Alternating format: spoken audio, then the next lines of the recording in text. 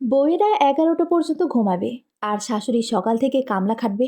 বিয়ের 1.5 বছর হলো, এ পর্যন্ত কি বলতে পারবে আমাকে একবেলা ভাত রান্না করে খাইয়েছে কিনা? শাশুড়ির টানা কথা শুনে ঘুম ভাঙল মিথিলার।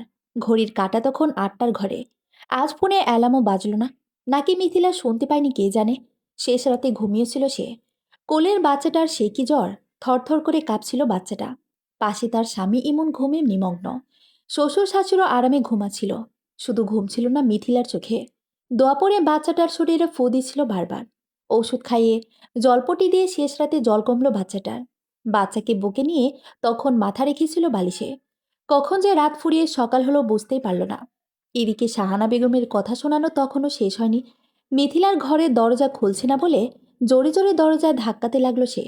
মিথিলা বাচ্চাকে ভালোভাবে শুয়ে দিয়ে দরজা খুলল। অপরাধীদের মতো দাঁড়িয়ে বলল, বাবুর জ্বর আসছিল আম্মা, তাই দেরি হয়ে গেল। শাহানা বেগম তৎক্ষণাৎ ঘরে ঢুকলেন। মিথিলার ছেলের মাথায় হাত দিয়ে সত্যটা প্রমাণ করলেন। ছেলের গা ভেজা, ঘেমে জবুথবু সারা শরীর। মিথিলার শাশুড়ি ঘর থেকে নিঃশব্দে বের হলেন। ঘরে তার ছেলেও আছে, সে ঘুমে নিমগ্ন।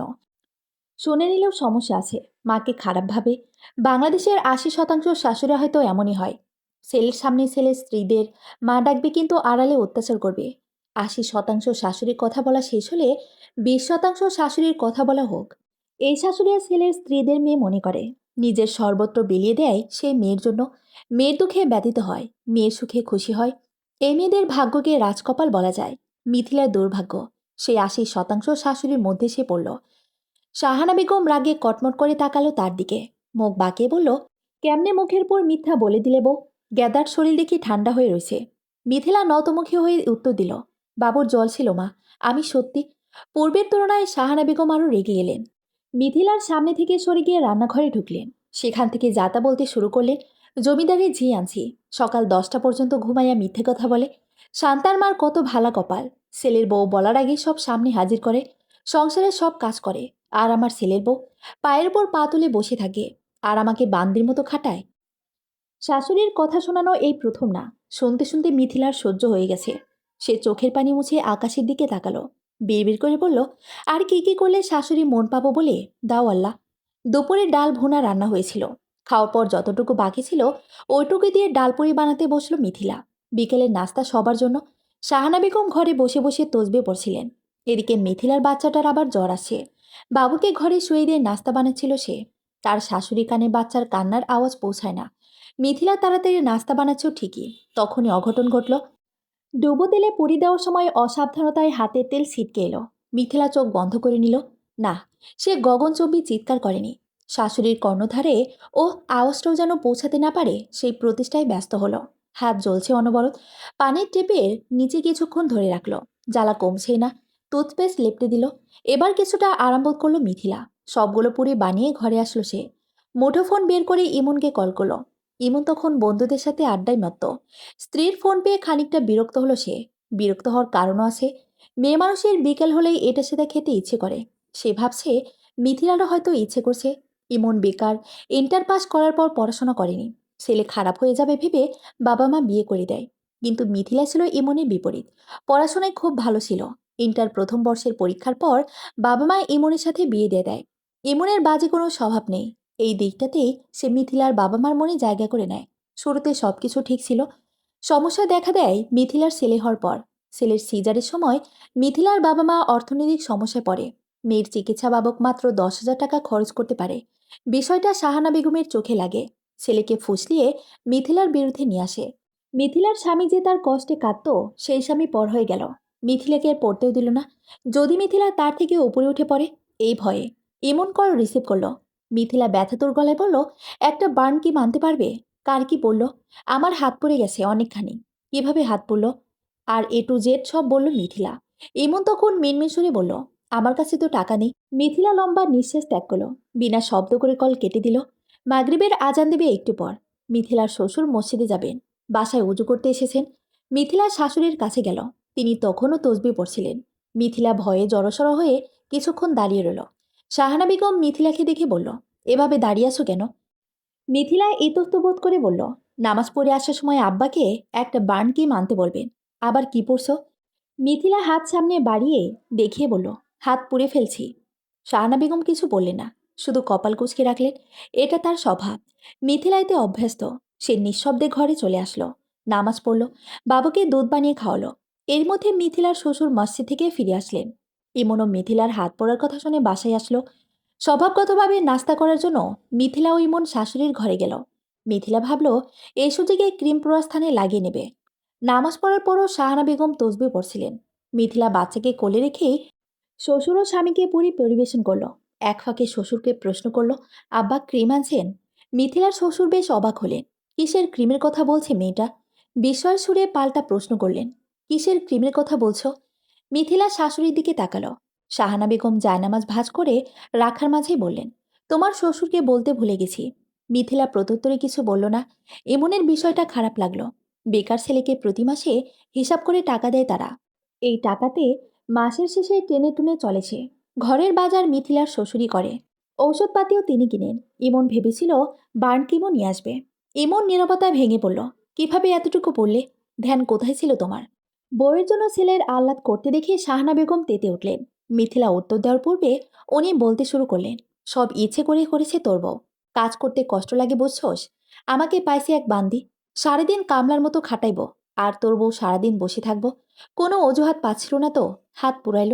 শাশুড়ির বক্তব্য শুনে মিথিলার চোখ বেয়ে আপনা আপনি পানি গড়িয়ে পড়তে লাগলো। মানুষ নিকৃষ্ট মনোভাবের হয়, তাই বলে এত নিচু মনোভাব? সে তো ইচ্ছে করে পড়েনি। ইমনও চুপ হয়ে গেল।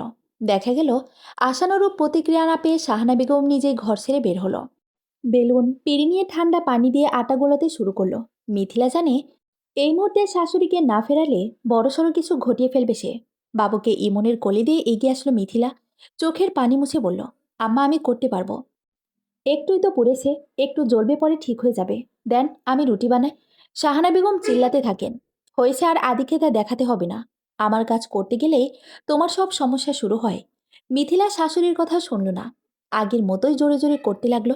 এবার শাহানা বেগম ক্ষিপ্ত হয়ে মিথিলাকে ধাক্কা দিয়ে ফেলে দিল। ফলস্বরূপ পোড়া জায়গায় আবারও ব্যথা পেল। মিথিলার শ্বশুর শান্ত মেজাজের মানুষ। বউকে খুব ভয় পায়। বিবাহিত জীবনের 50 বছর বইয়ের কথা মতো উঠতে বসতে হয়েছে তার। এই বয়সে এসেও একই কাজ করেন। পরের মেয়ের পর হাত তোলা পছন্দ করলেন না তিনি। শাহানা বেগমকে হাত ধরে উঠে বললেন, নিজে দোষ করেছ, এই মেয়ের গায়ে হাত তুলছ কেন? শাহানা বেগম হাত ঝাড়া দিয়ে আটার বয়ম উঠিয়ে নিচে ফেলে দিলেন। রুটির পিঁড়ি দিয়ে নিজের মাথায় আঘাত করতে লাগলেন। ইমন বাবুকে কোলে নিয়ে মায়ের হাত থেকে পিঁড়ি সরিয়ে ফেলল। মিথিলা ভয়ে চিৎকার করে কাঁদতে শুরু করলো। এক হাত পোড়া নিয়ে এত বড় ঝগড়ার সৃষ্টি হয়ে গেল। মিথিলার শ্বশুর সহ্য করতে না পেরে হাত তুলতে গিয়েও থেমে গেলেন। তা দেখে শাহানা বেগম বিলাপের সুরে বলতে লাগলেন, এই মেয়ের জন্য আমাকে মারতে আসলেন? আমি এই জীবন আর রাখবো না। পরের মেয়ের জন্য আমাকে কথা শোনালেন। আমি আজই মরে যাব, আজই। বলতে বলতে ঘরে ঢুকে দরজা আটকে দিলেন শাহানা বেগম। এত দ্রুত নিয়ে এমন একটা কাজ করবেন উপস্থিত কেউ ভাবতেই পারেনি। মিথিলা দৌড়ে আসলো। দরজায় কিছুক্ষণ করাঘাত করলো, কিন্তু লাভ হলো না। মিথিলার স্বামী ও শ্বশুরকে কিছু করতে বলল। তারা দৌড়ে গেল বাহিরে, পাড়া প্রতিবেশী খবর দিতে। একমাত্র বাচ্চাকে বুকে জড়িয়ে চুপচাপ বসে আছে মিথিলা। পাশের ঘরেই শাশুড়ির আহাজারি শব্দ কানে আসছে তার। শাহানা বেগম দরজা আটকে বসেছিলেন। নিজের ক্ষতি করার মতো মানুষ না তিনি। মিথিলার মামা শ্বশুর এসেছে বিচার করতে। ভাইয়ের কাছে বিলাপে সুরে স্বামী ও ছেলের নামে নালিশ করছেন শাহানা বেগম। মিথিলা ভয়ঙ্কর পরিস্থিতি দেখে তার বাবাকে কল করেছিল। জানিয়েছিল তখনকার পরিস্থিতি। এও বলেছিল যে তার শাশুড়ি গলায় ফাঁসি নিতে যাচ্ছে। কি করবে সে? মিথিলার বাবা আসতে চাইছিল, কিন্তু যখন সে দেখতে পেল শাহানা বেগমের ভাই এসেছেন, পুনরায় কল করে আসতে নিষেধ করে দিয়েছিল। এমন চুপচাপ মায়ের অভিযোগ শুনে যাচ্ছে। তার বাবাও চুপচাপ। এক পর্যায়ে শাহানা বেগমের ভাই বলে উঠল, বয়স তো শেষের পথে ভাইসাব, সংসারের কর্মকাণ্ডের প্রতি না তাকিয়ে জায়নামাজে বসে থাকেন। মিথিলার শ্বশুর কথা বাড়াল না। এমনিতেও কম কিছু করেনি তার স্ত্রী। এখন কথা হজম না করলে দেখা যাবে শেষ বয়সে এসে না খেয়ে কষ্ট করতে হবে। শাহানা বেগম স্বামীর মৌনতা দেখে আশকারা পেয়ে গেলেন।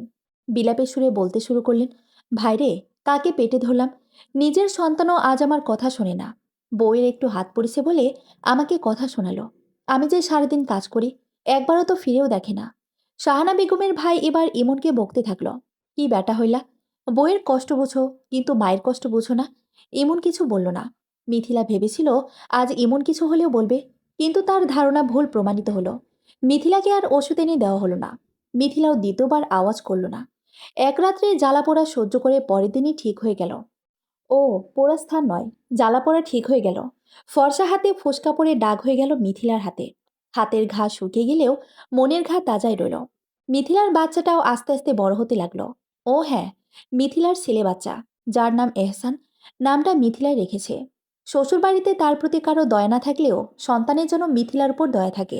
মিথিলার জীবনের আরেকটি করুণ ঘটনা বলা হোক। আতুর ঘরে 40 দিন পার হয়নি তখন মিথিলার।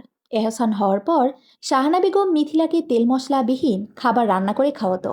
বাবু পেটে থাকা অবস্থায় শাহানা বেগম বলেছিলেন, আতুর ঘরে থাকা অবস্থায় মিথিলা কোনো কাজই করতে পারবে না। শাহানা বেগম কাজ করতে দেবেই না, কেননা আতুর ঘরে থাকা সময়টা অপবিত্র সময়। এ অবস্থায় মিথিলা প্লেট পাতিল ধরলে শাহানা বেগম সেই প্লেট পাতিল আর ব্যবহার করবেই না। অগত্যা মিথিলা রান্নাঘরের দিকে পা বাড়ায়নি। মিথিলার মা এহসানের হওয়ায় 10 দিন পর্যন্ত এ বাড়িতে ছিল। সাধারণত মেয়েদের প্রথম সন্তান বাবা বাড়িতে হয়। বাংলাদেশের শতকরা 70% মেয়েদের প্রথম সন্তান বাবা বাড়িতেই হয়ে থাকে। মিথিলার শাশুড়ি তাকে বাবার বাড়ি যেতে দেয়নি। তখন বলেছিল, আমার একটা মাত্র ছেলের সন্তান আমার বাড়িতেই হবে। মিথিলার বাবা মা জোর করতে পারেনি। এহসানের বয়স যখন 5 দিন, হাসপাতাল থেকে বাড়িতে আনা হয় তাদের। মিথিলার মাও মেয়ের সাথে আসেন। সেই রাত্রিতে মিথিলার মাকে তার শাশুড়ি আলু ভর্তা দিয়ে ভাত দেয়। মিথিলের মা স্বাচ্ছন্দ্যে খেয়ে নেয়। কি ভাবনায় আছে না? এটা কোনো ব্যাপার হলো? কোনো ব্যাপার না। আসল ব্যাপারটা পরের দিন চোখে লাগে। মিথিলাও কষ্ট পেল পরের দিন যখন দেখতে পেল শাহানা বেগম রাতের বাসি আলু ভর্তা দিয়ে সকালেও মিথিলার মাকে ভাত খেতে দিয়েছে। চোখ বন্ধ করে মিথিলার মা ভাত গিলে নিয়েছিল। সেদিন দুপুরে নিজ বাড়িতে চলে গিয়েছিল। যাওয়ার সময় বলেছিল, মারে, সহ্য করে নে। দুধ দেওয়া বাসুর লাথি দেওয়া ভালো। আজ কষ্ট করছিস, একদিন ঠিকই সুখে থাকবি। পরের দিন থেকে মিথিলার কপালে শনির দশা নেমে আসে। দিনের পর দিন তেল মশলা ছাড়া খাবার, খাবার দেওয়ার সময় চোখ মুখ অন্ধকার করে রাখা। শাশুড়ির এমন আচরণ সহ্য করতে না পেরে আতুর ঘরে থাকা অবস্থায় রান্নার কাজে হাত লাগায়। আশ্চর্যের বিষয় হলো, সে সময় শাহানা বেগমের অপবিত্রের ব্যাপারে কথা ওঠেনি। মিথিলা সেদিন বুঝেছিল সুখ তার কপাল ছেড়ে চলে গেছে। এহসানের বয়স 8 মাসে পড়ল। ছোট বাচ্চাদের ঘুমের নির্দিষ্ট রুটিন থাকে, এহসানেরও আছে। সকাল 6টায় ঘুম থেকে উঠলে ঘুমায় সকাল 10টায়। আজে তাই হলো। মিথিলা এহসানকে ঘুম পাড়াচ্ছে। এমন সময় মিথিলার শ্বশুর ছোট মাছ নিয়ে আসলো। মিথিলা ভাবলো ছেলেকে ঘুম পাড়িয়ে সে মাছ কেটে নেবে। ইমনও বাসায় ছিল। সে পাশে শুয়ে মুঠোফোনে গেম খেলছে। মিথিলা টুকটাক গল্প করছে স্বামীর সাথে। শাহানা বেগম বাইরে ছিল। বাড়ির পাশে এক টুকরো জমিতে ফসল চাষ করেন তিনি। সময়টাও ভালো কাটছিল মিথিলার। প্রায় 5 মিনিট পর মিথিলার শাশুড়ি বাড়ি আসলো। বারান্দায় মাছ দেখে রাগে গজগজ করতে করতে দরজা খুলল। যার ফলে ঘুমন্ত বাচ্চা সহ মিথিলাও ভয়ে লাফিয়ে উঠল। শাহানা বেগম দরজা খুলে রাগান্বিত সুরে বলল, তুই আজই আমার বাড়ি থেকে বের হয়ে যাবি। আমি আমার ছেলেকে আরেকটা বিয়ে করাবো। তোর মতো মেয়েকে আমার ছেলে বউ হিসেবে আর রাখবো না। এমনকি আজও নীরব থাকতে দেখে মিথিলা এই প্রথম মুখ খুলল। আপনার ছেলের মতো বেকারকে কোন মেয়ে বিয়ে করবে শুনি? মেয়েরা কোনো মেরুদণ্ডহীন কাপুরুষকে বিয়ে করতে চাইবে না। শাহানা বেগম হা হুতাশ করে বাড়ি মাথায় তুলে ফেলেন কিছু সময়ের মধ্যেই। এহসানকে খাটে শুয়ে রেখে মিথিলাও বের হয়ে আসলো। পাড়া প্রতিবেশী একত্রিত হলো। শাহানা বেগম বিলাপ করছেন, আমার ছেলে লাখে এক। চাঁদের গায়ে দাগ আছে, কিন্তু আমার ছেলের জীবনে কোনো দাগ নেই। এই মায়া কি বলে কি? আমার ছেলে বেকার। আরে ওই মেয়ে, ভাত কাপড় তোরে কে দেয়? আমার ছেলে নাকি আমরা? মিথিলা শান্ত সুরে বলল, আপনার ছেলের সাথে বিয়ে বসছি আম্মা, আপনাদের সাথে নয়। একটা সন্তান হয়েছে, এখনো যে মানুষটা কোনো কর্ম করতে পারেনি, তার সাথে আমি সংসার করছি বলে। অন্য কেউ হলে, এই বেজন্মা, আমার ছেলে কিছু করবে না। তুই থাকলে থাক, না থাকলে নাই। বুঝি তো, একে তোরে ফুসলায় দিছে তোর মা তো। সারাদিন ওই ফোনের ভিতর ঢুইকা মায়ের লগে কুমন্ত্রণা নে। আমি কি বুঝি না? মিথিলার পায়ের তলা থেকে মাটি সরে গেল। শেষ কবে মিথিলার ফোনে টাকা ঢুকানো হয়েছে মনে নেই তার। সপ্তাহে একবারও যদি তার মায়ের সাথে কথা হয়, মিথিলাস এই সেই বাহানা বলে কল কেটে দেয়। কেননা সে তার শাশুড়িকে চিনে। মিথিলা মায়ের সাথে কথা বলার সময় প্রায় জানালার পাশে দাঁড়িয়ে থাকে। পাড়া প্রতিবেশীরা এক একজন জিজ্ঞেস করেছে, ব্যাপারখানা কি? শাহানা বেগম প্রত্যুত্তরে বলল, মাছ রাইখা জমিদারের ঝি দরজা আটকে বসে আছে। আমি সারাদিন কাজ করতে করতে শেষ। আর মাগির ঝি সারাদিন দরজা আটকে কখন জামের সাথে শুইব তাই ভাবে। পাড়া প্রতিবেশীরা ছিছি করছে। কয়েকজন ঘৃণার চোখে তাকিয়ে আছে। ইমন ঘর থেকে বেরোলো। শাহানা বেগমের উদ্দেশ্যে বলল, বাবুকে ঘুম পাড়িয়ে মিথি মাছ কাটত। তুমি সবসময় নিজে যা বোঝো তাই সঠিক মনে করো। শাহানা বেগম তেতে উঠলেন। তার হাতে সবজি কাটার কাঁচি ছিল। সেটা দিয়ে তেড়ে আসেন। ও গোলামের পুত, বইয়ের দোষ কত আর ঢাকবি? মা তো তোর কেউ না। তোর বউ যে তোর নামে কত কথা শোনালো তা শুনে আমার দোষ দিচ্ছিস? ইমনের গলার স্বর পরিবর্তন হলো। সে কাট গলায় বলল, মিথিলা ভুল বলেনি আম্মা। বিয়ের পরে বলেছিলাম ব্যবসার জন্য টাকা দিতে, আব্বা দিল না। তুমি বললা শ্বশুর বাড়ি থেকে টাকা এনে ব্যবসা কর। আমি টাকা কিভাবে আনি? শাহানা বেগম ছেলের কথা সহ্য করতে পারলেন না। তুমুল ঝগড়া বাঁধিয়ে দিলেন। মিথিলার আজকের ঘটনা সহ্য হলো না। সে আজও বাবাকে কল করলো। তার বাবা খুব বুঝে শুনে সিদ্ধান্ত নেওয়ার মানুষ। মেয়ের সংসার ভাঙতে নারাজ। উনি মিথিলার উকিল মাকে পাঠালেন এই বলে, আমি আসলে মেয়েকে নিয়ে চলে আসবো বেয়ান।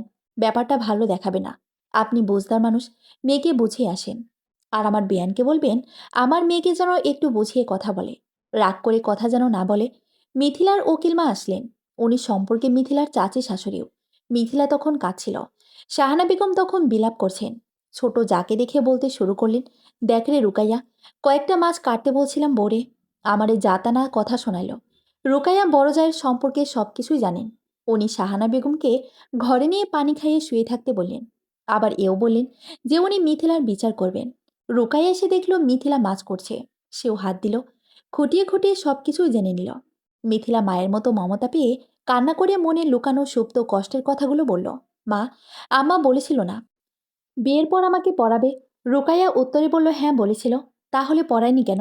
কেন পড়ার কথা উঠালে মিথ্যা বলে? আমি নাকি মায়ের থেকে কুমন্ত্রণা নেই, এটাও বলল আজ। শাহানা বেগম কান পেতে শুনল। বিছানা ছেড়ে সোজা মিথিলার ঘরে গেল।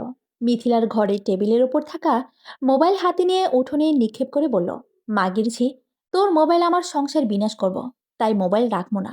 মাছ কাটা বাদ দিয়ে মিথিলা দাঁড়িয়ে পড়ল। তার চোখ বেয়ে অঝোর ধারায় পানি পড়তে লাগলো। বিয়ের 1 বছর হয়ে গেল কিন্তু বাচ্চা হইল না। এই মায়ের কোনো দোষ আছে নাকি? খবর নিছো আপা? মেয়েদের মাসিকের সমস্যাটা সকলেই ভিন্ন চোখে দেখে। মিথিলারও এই সমস্যা ছিল। মিথিলার বিয়ের 1 বছরের মাথায় এই কথা শুনতে হয়েছিল তার খালা শাশুড়ির কাছ থেকে। সেদিন এত কষ্ট পেয়েছিল, ইচ্ছে করছিল মুখের পর কয়েকটা কথা বলে দিতে। মিথিলা সেদিন ভদ্রতার খাতিরে চুপ করেছিল। সেদিন শাহানা বেগমও তালে তাল মিলিয়েছিলেন বোনের সাথে। কুলসুমের ছেলের বউরে কোনো ডাক্তারের কাছে নিয়েছিল রে। আমার বউকে নিয়ে যাব, সমস্যা পাইলে আগে থেকেই সাবধান হয়ে যাব।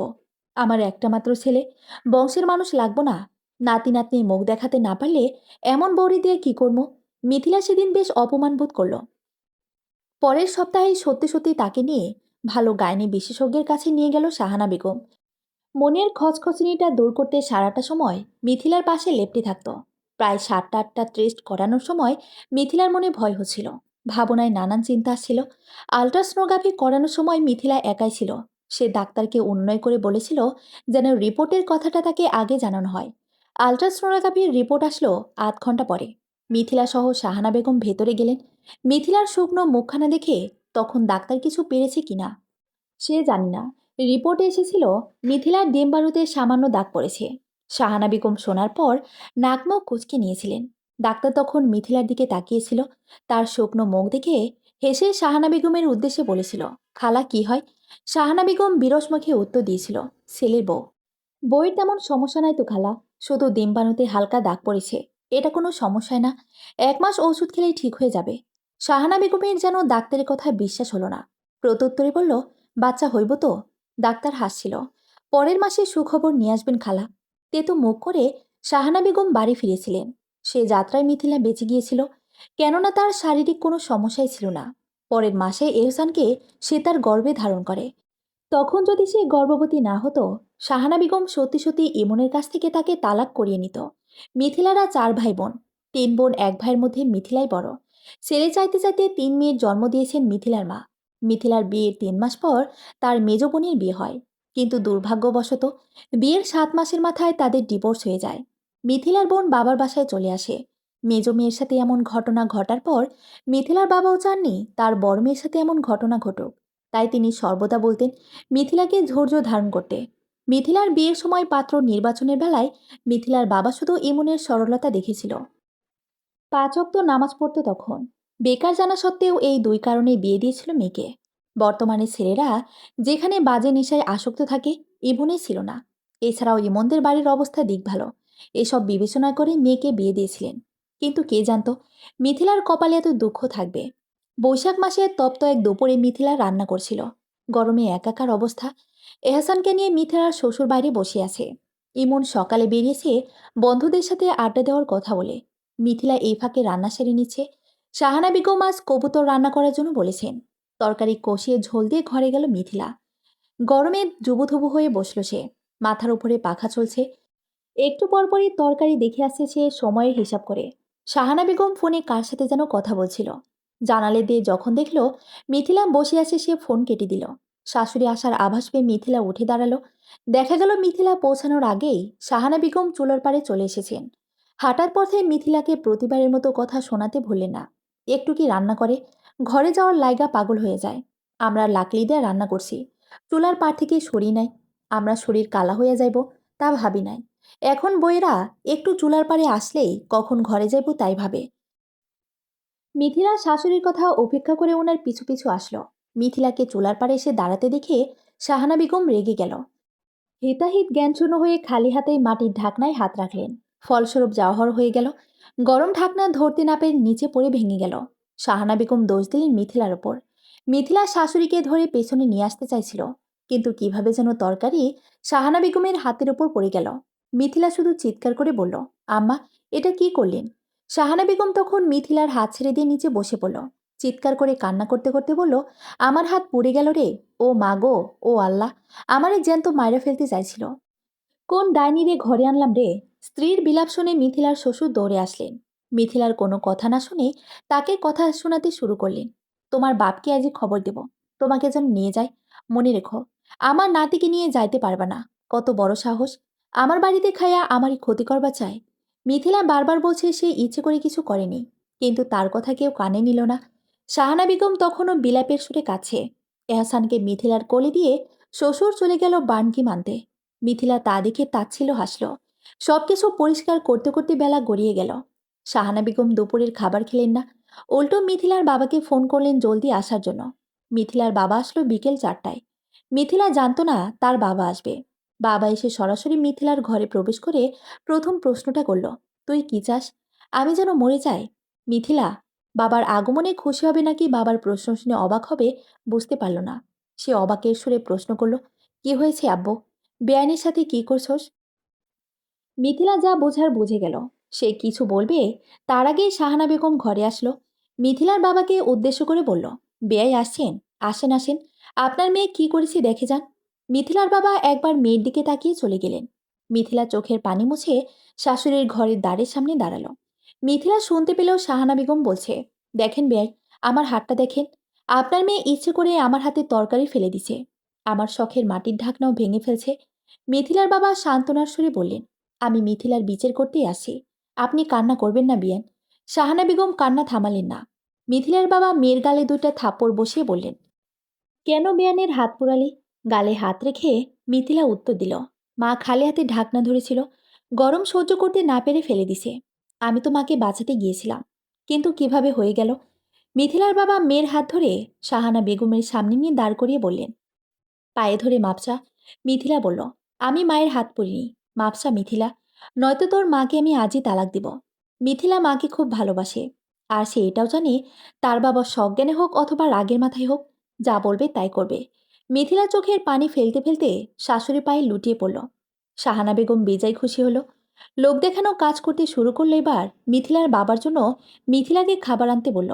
বাবা খায়নি, বরঞ্চ মিথিলাকে বলে গেল যেন পরবর্তীতে তার নামে নালিশ না শুনতে হয়। বাবার কথা রেখে আছে সে। শ্বশুর বাড়িতে যাই ঘটুক না কেন, বাবার বাড়িতে কখনো বলতে চায় না, সয়ে নিচ্ছে সে। মিথিলার জীবন বৃত্তান্ত লেখা শত শত শব্দ লেখেও শেষ হবে না। আমাদের মাঝে এমন হাজার হাজার মিথিলা আছে, যারা পরিস্থিতির চাপে পড়ে মুখ বুজে সহ্য করে নেয়। আর যারা শাহানা বেগমের মতো ভূমিকা পালন করে, তাদের বিচার পৃথিবীতে একটু হলে হয়।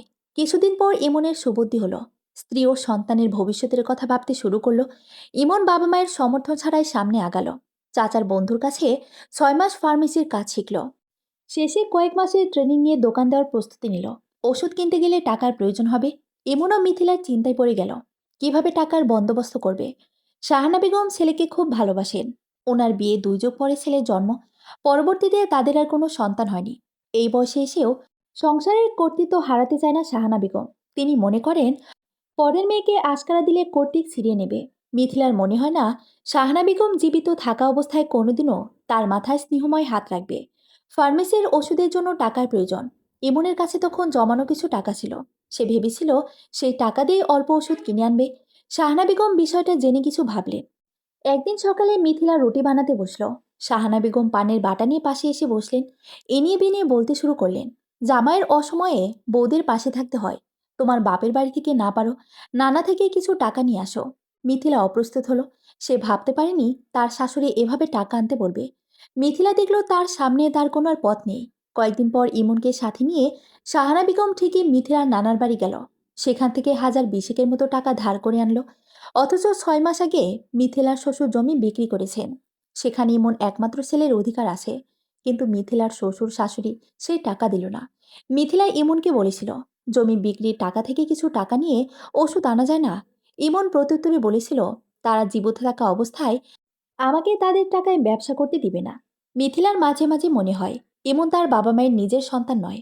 অনেকের কাছে শুনেছে ইমন নাকি তাদের পালিত সন্তান।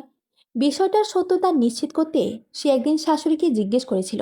শাহানা বেগম সেদিন অনেক কটু কথা শুনিয়ে দিয়েছিল। ফার্মেসিতে ক্রয় বিক্রয় ভালো চলছিল। উদ্বোধনের দিন মিথিলার বাবা এসেছিল। মেয়ের জামাইয়ের ছবি দেখে ঘণ্টাখানেক প্রশংসা করেছিল। বলে না, সুখ সবার দ্বারে আসে না। মিথিলার কপালে সুখ ধরা দিয়েও ধরা দিল না। প্রায় 1 সপ্তাহ পরের কথা। একদিন সন্ধ্যায় মিথিলার শ্বশুর জরুরি কাজে ডাকেন ইমন ও মিথিলাকে। ইমন দোকান বন্ধ করে 8টায় বাড়ি ফিরে আসলো। দুজন মিলে শ্বশুরের সামনে গেলে উনি বলতে শুরু করলো, খালপাড়ের জমি এমনিতেই পড়ে আছে, সেখানে বাড়ি কর্ম। ইমন, তোর দোকান করা লাগবে না। আমি বুড়া মানুষ, দৌড়াদৌড়ি করতে পারি। সব বাদ দিয়ে বাড়ির পিছনে দৌড়া। আশ্চর্যজনক ব্যাপার হলো ইমন রাজি হয়ে গেল। পরের দিন মিথিলার বাবার কানে দোকান ছেড়ে দেওয়ার কথা চলে গেল। উনি বাড়িতে আসলেন না। রাতে ইমনকে ডেকে আনলেন। ইমনের সাথে কথা বললেন, বাবা, দোকান ছেড়ো না। তুমি বাড়ির একমাত্র ছেলে। বাড়ির কাজ করতে হবে। তুমি কাজ করো, সন্ধ্যায় না হয় দোকানে বসবে। ইমন শ্বশুরকে হ্যাঁ না কিছুই বলেনি। কিন্তু বাসায় ফিরে মিথিলার উপর রাগ খাটালো। শ্বশুর শাশুড়ির সামনে মিথিলাকে ডেকে বলতে শুরু করলো, তোমার বাবাকে, যার কথা আমার শুনতে হবে, আমি দোকান করব কি করব না তাকে কেন জবাবদিহি করতে হবে? ও, তোমার বাবা চায় যেন আমি সারাদিন রাত খেটে খুঁটে মরি? কত বড় সাহস! আমার বাবা মা যেখানে আমাকে কিছু করতে বলে না, সে কোন জায়গার মাতব্বর আমাকে উপদেশ দেয়? মিথিলা বলল, আমার বাবা তোমার বাবা, উনি তোমাকে খারাপ উপদেশ দেয়নি। বউ বাচ্চা আছে, তাদের কথা চিন্তা করে বলেছে। মিথিলার কথা কেড়ে নিলেন শাহানা বেগম। উচ্চ আওয়াজে বললেন, বউ বাচ্চা মানে কি? আমরা তোমার পেছনে খরচ করি না? 3 বেলা যে ভাত পাচ্ছ, কার কামাই খাচ্ছ? আর একবার আমার ছেলের কাজকর্ম নিয়ে বলবা তো বাড়ি থেকে বের করে দিব। শাশুড়ির কথা শেষ হতে শ্বশুর কথা শোনালো। মিথিলা সেদিন সারা রাত কান্না করেছে, ঘুমায়নি। নতুন বাড়ির কাজ শুরু হয়েছে, এমন লোকসান করে দোকান ছেড়ে দিল। তিনজনই নতুন বাড়িতে চলে যায়। মিথিলা একা হাতে সংসার বাচ্চা সামলাতে শুরু করলো। সেদিনের পর থেকে এমনের সাথেও মিথিলার দূরত্ব বেড়ে গেল। প্রয়োজন ছাড়া মিথিলা কথা বলে না, এমনে তেমন কথা বলে না। সারাদিন পর বিকালে বাড়িতে আসলেও মিথিলাকে দেখেও দেখে না। ইচ্ছে হলে বাইরে চলে যায়, রাত করে আড্ডা দেয় বন্ধুদের সাথে। এভাবেই চলছে মিথিলার সময়। কয়েক মাস পরের ঘটনা। ইমনে তখন 5,000 টাকার খুব প্রয়োজন হলো। বাবা মায়ের কাছে না চাই মিথিলার কাছে চাইল। সে কিভাবে টাকা দিবে? শ্বশুর বাড়ি থেকে কোনোদিনও হাত খরচে টাকা পায়নি। ইমন মিথিলার হাত ধরে বলল, বাবার কাছ থেকে এনে দাও না। মিথিলা প্রথমে অমত করল। পরমুহূর্তে ইমন ভুলিয়ে ভালিয়ে রাজি করিয়ে ফেলল। মিথিলা তার মায়ের কাছে টাকা চাইল। আমরা সব সময় যে সাহায্য পাবো তেমন নয়। অর্থ সম্পদ সবসময় একই থাকে না। সবসময়ের মতো মিথিলার মা এবার কোনো সাড়া দিল না। এতে করে মিথিলার জীবনে সবচেয়ে খারাপ মুহূর্ত চলে আসলো। টাকা না দেওয়ার ব্যাপারটা নিয়ে ইমন প্রথমে কোনো পদক্ষেপ নিল না। কিন্তু কয়েকদিন পর মিথিলার বাবা দাওয়াত দিলে ইমন যেতে অবজ্ঞা করলো। শাহানা বেগম কারণ জিজ্ঞেস করলে বলল, ওই বাড়িতে আমরা কেউ যাব না। ওরা আমাদের লোভী পরিবার বলেছে। ইমনের কথাটা সম্পূর্ণ মিথ্যা ছিল। ইমন কেন মিথ্যা বলবো আজ পর্যন্ত মিথিলা জানে না। ইমন কথায় কথায় টাকার কথাও বলল। শাহানা বেগম শোনার পর মিথিলাকে এমনি ছেড়ে দিল না। উনি মিথিলাকে সব কাজ করতে নিষেধ করে দিলেন। রান্না করতে গেলেও কথা শুনিয়ে দেন। রাগে গজগজ করতে করতে বলেন, তোর বাবা মার কি এতটুকু সামর্থ্য নাই? 5,000 টাকায় তো চেয়েছিল, 5 লক্ষ নয়। এভাবে আমার ছেলেরে অপমান করলো। তোর কোনো কাজ করতে হবে না। মাগির ঝি, তোর হাতে রান্না খাওয়া মানে বিষ খাওয়া। মিথিলা শাশুড়ির কটু কথা সহ্য করতে পারল না। মিথিলা তার বাবাকে ফোন করে রাগান্বিত সুরে বলল, 5,000 টাকাই তো চাইছিলাম। যদি দিতে, তাহলে আমাকে এত কথা শুনতে হতো না। মিথিলার বাবা অপর পাশ থেকে বললেন, কবে চাইছিলাম মা? আমি তো জানি না। মিথিলা বুঝতে পারল তার মা তার বাবাকে টাকার কথা জানায়নি। মিথিলা আবার বলল, মা তোমাকে বলেনি? মা কেন এমন করলো? মিথিলা কাছে। তার কান্নাতে শক্ত বাবার মন ভেঙে টুকরো টুকরো হয়ে যাচ্ছে। মেয়েদের বাবার বাড়িতে শ্বশুর বাড়ির লোকজন টাকার ব্যাংক ভেবে বসে। 2 ঈদে একটি কাপড়ের রং ফ্যাকাশে হয়ে গেলেও কথা শোনায়, বলে নিম্নমানের কাপড়। এক ঈদের কাপড় না দিলে টানা কথা শুনতে হয়। মিথিলার বাবার ফোন কেটে মিথিলার শ্বশুরকে ফোন করলো। ভদ্রভাবে অনেক কথা বলল শ্বশুরকে। সেদিন মিথিলার শ্বশুর মিথিলাকে যাতা বলে কথা শোনালো। চারদিকের এত চাপ মিথিলার সহ্য হলো না। সে ইমনের কাছে গেল। ইমন দুপুরের খাবার খাচ্ছিল। মিথিলার চোখের পানি মুছে ইমনের সামনে এসে বলল, তুমি কি চাও বলো আমাকে? ইমন বিরক্ত হলো। খাওয়ার মাঝে কথা বলার জন্য নাকি মিথিলার প্রশ্ন এড়ানোর জন্য? মিথিলা পুনরায় বলল, 5,000 টাকার জন্য তোমরা আমার সাথে বাজে আচরণ করছো। ইমন স্বাভাবিক গলায় বলল, সহ্য করতে না পারলে মরে যাও। মিথিলার তখন কি হলো জানে না। সে ইমনের কথাটাই অনুসরণ করলো। আলমারি থেকে নতুন সুতির কাপড় বের করে ফ্যানের সাথে ঝুলিয়ে দিল। ইমন সব দেখেও দেখল না।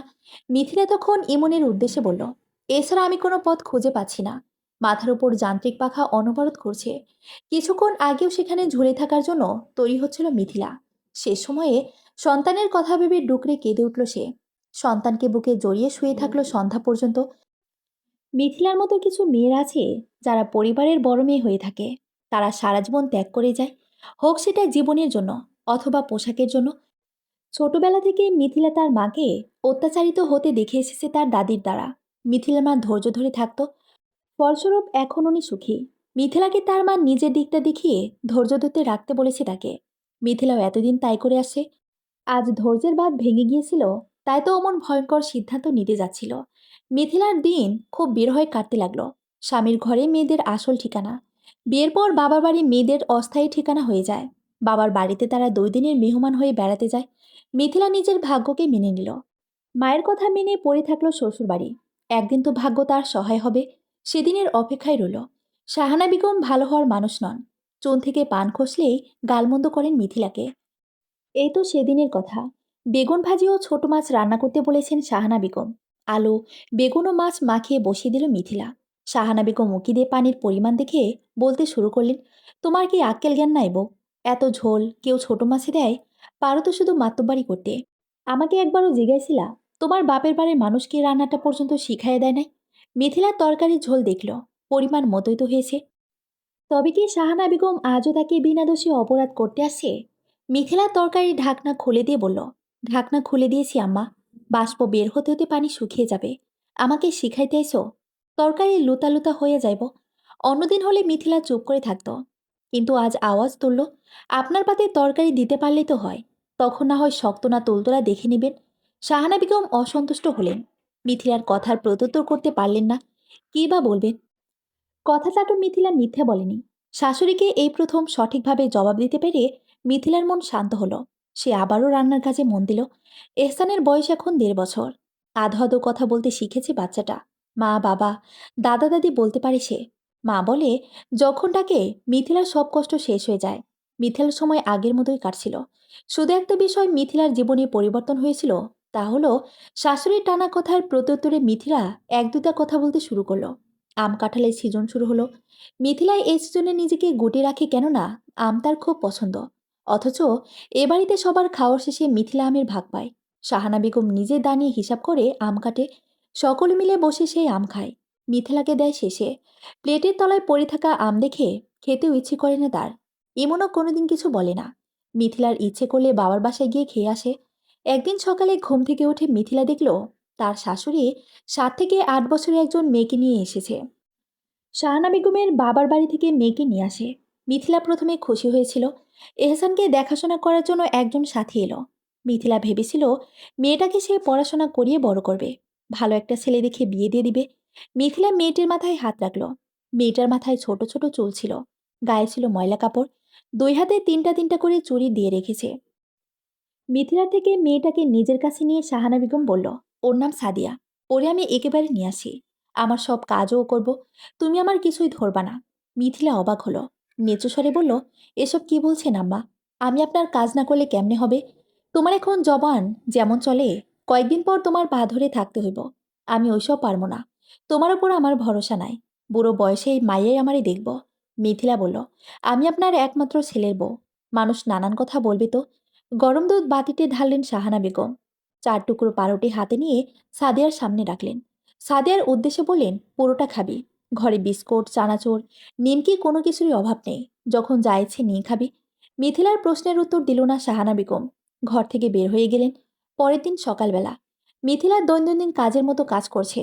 শাহানা বেগম সকালে ঘুম থেকে ওঠেন। আজ উঠলেন বেলা করে। চোখ খুলে বিছানায় পড়ে রইলেন। মিথিলার শ্বশুর শাশুড়ি দুজনেই ডায়াবেটিস রোগী। সকালবেলা রুটি বানাইতে হয় তাদের জন্য। প্রতিদিন 9টা থেকে 10টা রুটি বানায় মিথিলা। নিজের জন্য ভাত রান্না করে সে। আজও রুটি বানিয়েছে সে। ঘরে রুটি নিয়ে প্রবেশ করতেই শাহানা বেগম বলে উঠলেন, সাদিয়ার ক্ষুধা লাগছে, রুটি দাও রে, খেয়ে আমার সাথে খেতে যাবে। মিথিলা হাসি মুখে ডাল নিয়ে রুটি খেতে দিল। মেয়েটা খাচ্ছে।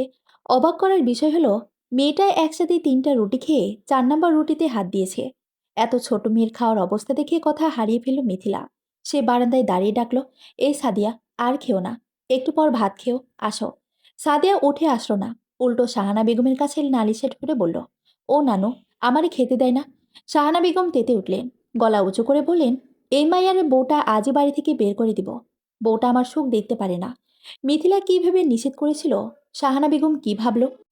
রুটি খেয়ে ফেললে তারা খেত কি? মিথিলা কিছু বলল না। নতুন মেয়ের সামনে নিজেকে খারাপ বানাতে চায় না। কথিত আছে, যার জন্য করি চুরি সেই বলে চোর। প্রায় 1 ঘন্টা পর শাহানা বেগম খেতে আসলে রুটি কম পেলেন। মিথিলাকে তখন ডেকে বললেন, রুটি খাইতে মন চাইলে বেশি করে বানাইবা। নিজে পেট ভরে খেয়ে 2টা রুটি কেমনে রাইখা দিলা? মিথিলা প্রতিবাদের সুরে উত্তর দিল, সকালে আমি ভাত খাই আম্মা, আপনি ভুলে গেলেন? রুটি তো নতুন মেয়েটা খেলো। ও আল্লাহ গো, তোমার পেটে এত হিংসা! মেয়েটাকে আনলাম একদিনও হয়নি, এখনই শুরু করছো? মিথিলা হাজার কথা বলেও শাহানা বেগমকে বিশ্বাস করাতে পারলেন না। নানান যুক্তি দাঁড় করিয়ে মিথিলাকে চুপ করিয়ে দিল। শাহানা বেগমের ব্যবহার দিনে দিনে খারাপ হতে লাগলো। সাদিয়ারও মিথিলার সাথে উল্টাপাল্টা আচরণ করতে শুরু করলো। শাহানা বেগম যেভাবে ধমক দিয়ে কথা বলে সেভাবেই ধমক দিতে থাকলো। মিথিলা মাঝে মাঝে চুপ করে থাকে, আবার মাঝে মাঝে সাদিয়াকে দু একটা কথা শুনিয়ে দেয়। কিছুদিন পর দুপুরবেলা মিথিলা রান্না করছিল। শাহানা বেগম আম কাঁঠাল নিয়ে বসলেন বারান্দায়। সাদিয়াকেও পাশে বসালেন। বারান্দা পেরিয়ে রান্নাঘর। মিথিলা সেদিক দিয়ে আসা যাওয়া করতে থাকে। এহসানকে দোলনায় শুয়ে দিয়ে রান্না করছে মিথিলা। শাহানা বেগম আম কেটে সাদিয়াকে খাওয়াচ্ছেন। মিথিলা ইতিমধ্যেই 7-8 বারের মতো আসা যাওয়া করল। শাহানা বেগম একবারের জন্য মিথিলাকে খেতে বলল না। উল্টো মিথিলাকে দেখিয়ে দেখিয়ে সাদিয়ার হাতে আম দিয়ে বললেন, আমার কোনো মেয়ে নাই, তুই আমার মেয়ে, খা, বেশি বেশি খা। মিথিলার কেন যেন খুব কষ্ট লাগলো। চোখ দিয়ে কয়েক ফোঁটা পানি পড়ল। সে বিড়বিড় করে বলল, আমাকে এত যত্ন করে কোনোদিনও খাওয়ার নাই। আম্মা, আমাকে মেয়ে ভাবলে আজ আমাদের সম্পর্ক অন্যরকম থাকতো। আজকাল মিথিলা নিজের মধ্যে বেশ পরিবর্তন খেয়াল করলো। আগের মতো চোখের পানি ফেলে না সে। শাশুড়ির কটু কথাও হেসে উড়িয়ে দেয়। কেননা সে যতই কষ্ট পাবে তার শাশুড়ি ততই জ্বালাবে। এতদিনে বুঝতে পেরেছে সে। নরম তোলতলে মেয়েদের সবাই পিষে দিতে চায়। বিয়ের এত বছর পর মিথিলা বুঝতে পারল, মিথিলাদের মতো মেয়েদের জীবন এত সহজভাবে চলতে থাকবে সেটা ভাবা বোকামি। শাহানা বেগমের আনা মেয়েটা ওনার মতোই। সারাদিন মিথিলার সাথে থেকে তার দোষগুলো খুঁজে বের করবে। শাহানা বেগম বাড়িতে ফিরে গড়গড় করে সব বলবে। শাহানা বেগম কি আর তখন বসে থাকবে? মিথিলার 2-4টে কথা শুনে শান্তি মিলে। বিকেলবেলা মিথিলা এহসানের সাথে খেলছিল। তখন ইমন বাসায় আসলো। এ সময় ইমনকে দেখে বিশেষ প্রতিক্রিয়া দেখালো না সে। আগের মতোই খেলতে লাগলো। ইমন একটি চিপসের প্যাকেট ও একটি ডাল ভাজার প্যাকেট বিছানার উপর রাখলো, কিন্তু কিছু বলল না। ও বাবা, ও বাবা বলে ছেলেকে কোলে নিয়ে কিছুক্ষণ আদর করে আবার চলেও গেল। মিথিলা ভেবেছিল ইমন কিছু বলবে। ভালো মন্দ বিচার করার বয়স তো তার হয়েছে। আর কত ধৈর্য ধরবে মিথিলা? ভেবে লম্বা নিঃশ্বাস ফেলল। মিথিলার প্রতিবেশী দেবরের বিয়ে হয়েছে বছর 6 মাস হবে। মেয়েটার নাম সেলিনা। ব্যবহার তার খুবই মিষ্টি। দেখা হলে ভাবি ভাবি বলে মুখ ভরে ডাকে। মেয়েটার সাথে কথা বলে মিথিলারও ভালো লাগে। শাহানা বেগম আর চোখে দেখে, শুধু কিছু বলে না। সময় হলে যে সে কিছু বলবে সেটাও জানা মিথিলার। এমন চলে যাওয়ার পর সেলিনা আসলো। মিথিলা দাঁড়িয়ে সেলিনাকে বসে নিজেও বসে পড়ল। শুরু হলো সাংসারিক আলাপ। বিবাহিতা নারীরা 3-4 জন একত্রিত হলেই খেজুরে আলাপ শুরু করে, যার মধ্যে অধিকাংশই সংসার অথবা স্বামী শাশুড়ি জাতীয় হয়। গল্প করার এক ফাঁকে সেলিনা ইতস্তভাবে বলল, আপনাকে একটা প্রশ্ন করি ভাবি। মিথিলা সরলমুখে বলল, হ্যাঁ বলো। বিয়ের পর কারণ ব্যতীতই কি প্রতিদিন ফরজ গোসল করতে হয়? মিথিলা থমকে গেল। একটা সময় সে এমন পরিস্থিতির শিকার হয়েছিল। বিয়ের 1 মাস যেতে না যেতেই শাহানা বেগম সরাসরি বলেছ, পড়ালেখা জানা মাইয়া হইয়াও এটা জানো না যে সকাল সকাল ফরজ গোসল করতে হয়? তোমার তো ভেজা কাপড়ে একদিনও নাড়তে দেখি না। মিথিলা লজ্জায় নিচু স্বরে বলেছিল, আমি রাতেই গোসল করে ফেলি আম্মা। শাহানা বেগম বিশ্বাস করেনি, উল্টো বলেছিল, পাক না পাক কি বোঝো নাকি? খবরদার, এই নাপাক শরীরে আমার ঘরে ঢুকবা না। কারণ ছাড়া ফরজ গোসল করার কোনো মানেই হয় না। মিথিলা এই কথাটা সেদিন বলতে পারেনি। শ্বশুর, প্রতিবেশীদের সামনে তা অসম্মানিত হয়েছিল সে। ঘরে এসে খুব কেঁদেছিল। এছাড়াও স্বামী স্ত্রীর মিলনের সময়টায় শাহানা বেগম দরজা আটকে রাখার কারণ জিজ্ঞেস করত। জানালা দিয়ে উকি দিয়ে কি করছে দেখার চেষ্টা করত। বলে রাখা হোক, স্বামী স্ত্রীর আপত্তিকর ও বিভ্রান্তিকর পরিস্থিতি দেখার জন্য উনি উকি দিত না, বরঞ্চ ওনার ময়ে ভয় হতো যদি মিথিলা এক কথা দুই কথা ফুসলিয়ে ইমনকে নিজের বশে এনে ফেলে। শাহানা বেগম এই ভয়টাই পেত। একদিন তো সহ্যের সীমা অতিক্রম করে ফেলেছিল শাহানা বেগম। স্বামী স্ত্রীর মিলনের সময়ে এত জোরেই দরজায় আঘাত করে বসল যে দরজার নব ভেঙে গেল। শাহানা বেগম দুজনকে সেই অবস্থা দেখে কিছু না বলে চলে গেল। এলোমেলো অবস্থায় দুজনকে দেখে ফেলার কারণে মিথিলার ইচ্ছে করেছিল মরে যেতে। ইমনও লজ্জায় সেদিন মূর্ছা গিয়েছিল, কিন্তু মাকে কিছুই বলল না। এখন মিথিলা ভয় পায় না। তবে একটা কাজ করেছে, যেহেতু তার শাশুড়ি ছেলে ও ছেলের বইয়ের ব্যক্তিগত বিষয় জানতেও আগ্রহী। মিথিলা শাহানা বেগমকে লজ্জায় ফেলতে ইচ্ছে করে শাশুড়ির উপস্থিতির আভাস পেয়ে সকালে ভেজা কাপড় দড়িতে মেলে দিয়ে আসে। এতে শাহানা বেগম শুধু মুখ ফুলিয়ে বসে থাকে। অতীতের কথা ভেবে অন্যমনস্ক হয়ে গিয়েছিল মিথিলা। সেলিনাটাকে ধ্যান ভাঙে সে হাসি মুখে উত্তর দিল, তা করতে যাবে কেন, বোকামে? আমার শাশুড়ি তো বলে করতে। মিথিলা বর্তমানে যেই কাজটা করে সেই বুদ্ধি দিল। মিথিলা সঠিক ভুল ভাবল না। তার ভাবনায় একটাই চিন্তা ছিল, তা হলো মিথিলার মতো এত নরকের জীবন যেন কেউ পার না করে। সেলিনার সাথে গল্প করতে করতে সন্ধ্যা নেমে এলো। ঘরে বিস্কুট ছানা ছিল। মিথিলা গত সপ্তাহে বাবার বাড়ি থেকে আসার সময় নিয়ে এসেছিল। সেগুলোই সেলিনার সামনে দিয়েছিল। শাহানা বেগম সাদিয়াকে নিয়ে পৌরসভায় গিয়েছিল সাদিয়ার জন্ম নিবন্ধন তৈরি করতে। মজার বিষয় হলো, পিতামাতার জায়গায় ইমন ও মিথিলা নাম উনি দিল। সেলিনা থাকা অবস্থায় শাহানা বেগম চলে এলো। প্লেটে বিস্কুট চানাচুর দেখে জিজ্ঞেস করলো, এগুলো কই থেকে আনছো বউ? মিথিলা স্বাভাবিক সুরে উত্তর দিল, বাবার বাসা থেকে। শাহানা বেগম মুখ বাঁকিয়ে নিল ঠিকই, কিন্তু পর মুহূর্তে সাদিয়ার উদ্দেশ্য বলল, এত বিস্কুট সেলিনা একলা শেষ করতে পারবো না, নষ্ট করে লাভ নাই। এই সাদিয়া, তুইও গিয়ে খা, যা। মিথিলা অবাক হলো। সাদিয়া এসে দুই হাতে চারটা বিস্কুট নিয়ে খেতে বসে পড়ল। সেরিনা লজ্জা পেল নাকি বিভ্রান্ত হলো বোধগম্য হলো না। মিথিলা থেকে বিদায় নিয়ে চলে গেল। অবশিষ্ট চানাচুর ও বিস্কুট খেয়েও সাদিয়ার পেট ভরল না। সে শাহানা বেগমের কাছে গিয়ে আরও খাবার চাইল। মিথিলা নামাজের জন্য প্রস্তুতি নিয়েছিল। শাহানা বেগম তখন এসে রাগান্বিত স্বরে বলল, একটু খাওনি তো চাইছিল, তোমার কলজা তো চায় নাই, মুখের সামনে থেকে খাউন কেমনে কায়রা নিলা? মিথিলা বিস্ময়কর দৃষ্টিতে তাকিয়ে বলল, আমি তো খেতে না করি নাই, ও তো সব খেয়েই গেল। মুখের উপর কথা শুনে থতমত খেয়ে গেল শাহানা বেগম। কথা ঘোরানোর জন্য বলল, আরও বিস্কুট থাকলে দাও। মিথিলা জবাব দিল, আমার বাপের বাড়ি থেকে আনা কিছুইও পাবে না। তাছাড়া এগুলো এহসানের জন্য, আব্বু আসার সময় কিনে দিছে। শাহানা বেগম রাগে কটমট করে নিজেই মিথিলার ঘরে প্রবেশ করলো। বিস্কুটের বয়াম থেকে চার পাঁচটা তুলে নিয়ে বয়াম জমিনে আছড়ে ফেলে চলে গেল। যাওয়ার সময় বলল, আমার স্বামীর কামাই খাও, আর এই মাইয়ারে বাপের বাড়ি দুইটা বিস্কুট দিতে পারবে না? আজ তোমার শ্বশুর আসুক, একটা বিহিত কর্মই। মিথিলার ইচ্ছে করছিল শাশুড়ির হাত থেকে খাবারগুলো কেড়ে নিতে, কিন্তু তা করল না। কেননা সে তো শাহানা বেগম হতে চায় না। মিথিলাই থাকতে চায়, তবে নতুন রূপে। কিছুদিন পর শাহানা বেগম সকালে উঠে চিৎকার চেঁচামেচি করছে। মিথিলা রান্না করছিল। সব ফেলে এসে দেখলো শাশুড়ি বলছে, ঘরের সব খাওন কি খাইয়া ফেলে? কালই তো এতগুলো বিস্কুট আনলাম চা দিয়ে খাওয়ানোর লাইগা, আজ দেখি মাত্র 6টা বিস্কুট আছে। মিথিলার কেন যেন মনে হচ্ছে তার উপর দোষ আরোপ করা হবে। তাই সে বলল, সাদিয়াকে জিজ্ঞেস করেন আম্মা, ওই দিন চিরা ভাজা চুরি করে খাওয়ার সময় আমি দেখে ফেলেছিলাম। এই বউ, মিসা দোষ দিবা না। এইটুকু মাইয়া রাখোস নাকি যে সব বিস্কুট খাইয়া ফেলবো? মিথিলা উত্তর দেওয়ার আগেই তার শ্বশুর বাড়ি ফিরে আসে। গায়ের পাঞ্জাবি খুলে পকেটে হাত দিয়ে বলতে শুরু করে, গতকাল আমার কাছে 500 টাকার একটা নোট ছিল। মাগরিবের সময় মসজিদের দান বাক্সে দেওয়ার টাকা দেওয়ার সময় ভাঙ করছিলাম। সন্ধ্যার পর মোট 2 কাপ চা খাইছিলাম। 3টা 300 টাকার নোট, 50 টাকার একটা নোট, আর বাকি 10 টাকার নোট ছিল 4টা। আজ রিক্সা ভাড়া দিতে গিয়ে দেখি 350 নোট আছে, কিন্তু ভাঙতি টাকাগুলো নাই। ওই ইমনের মা, তুমি নিছিলা টাকা? শাহানা বেগমের এমনিতে মাথায় রাখছিল। উনি দিলেন মিথিলার শ্বশুরকে ধমক, রাইতে কি সিনেমা দেখবার যায়াম যে আমনের পকেট থেকে টাকা চুরি করাম? খুঁজে দেখেন, পাইয়া যাবেন। শ্বশুর শাশুড়ির কথোপকথনের মাঝে মিথিলা লক্ষ্য করল সাদিয়া চুপ করে এক কোণায় দাঁড়িয়ে আছে। মিথিলা যা বোঝার বুঝে গেল। সে শাহানা বেগমের ঘরে ঢুকে সাদিয়ার জিনিসপত্রে হাত দিল। এদিকে শাহানা বেগম চিল্লিয়ে যাচ্ছে, সাদিয়ার কাপড় হাতাও কেন?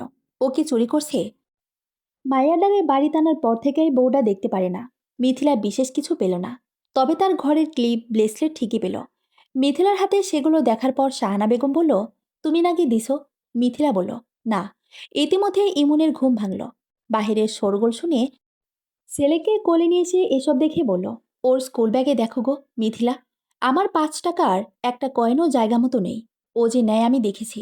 মিথিলা তাই করলো। ব্যাগে হাত দিয়ে শ্বশুরের সব টাকা বের করলো। শাহানা বেগম বেদম পিটল সাদিয়াকে। সকলে বুঝতে পারল সকল চুরির পেছনে ওরই হাত রয়েছে।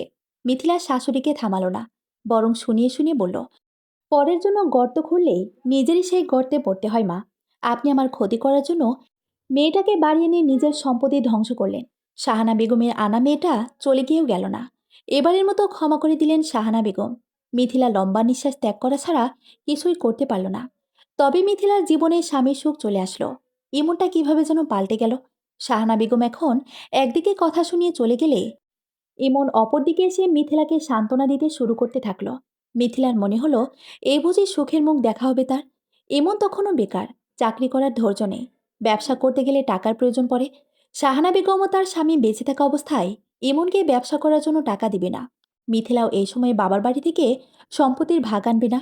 ইমন আজ ভালো আছে, টাকা পেলে যদি আগামীকালে আগের মতো হয়ে যায়, শেষে তো মিথিলার এপারও কিছু থাকবে না, ওপারে কিছু থাকবে না।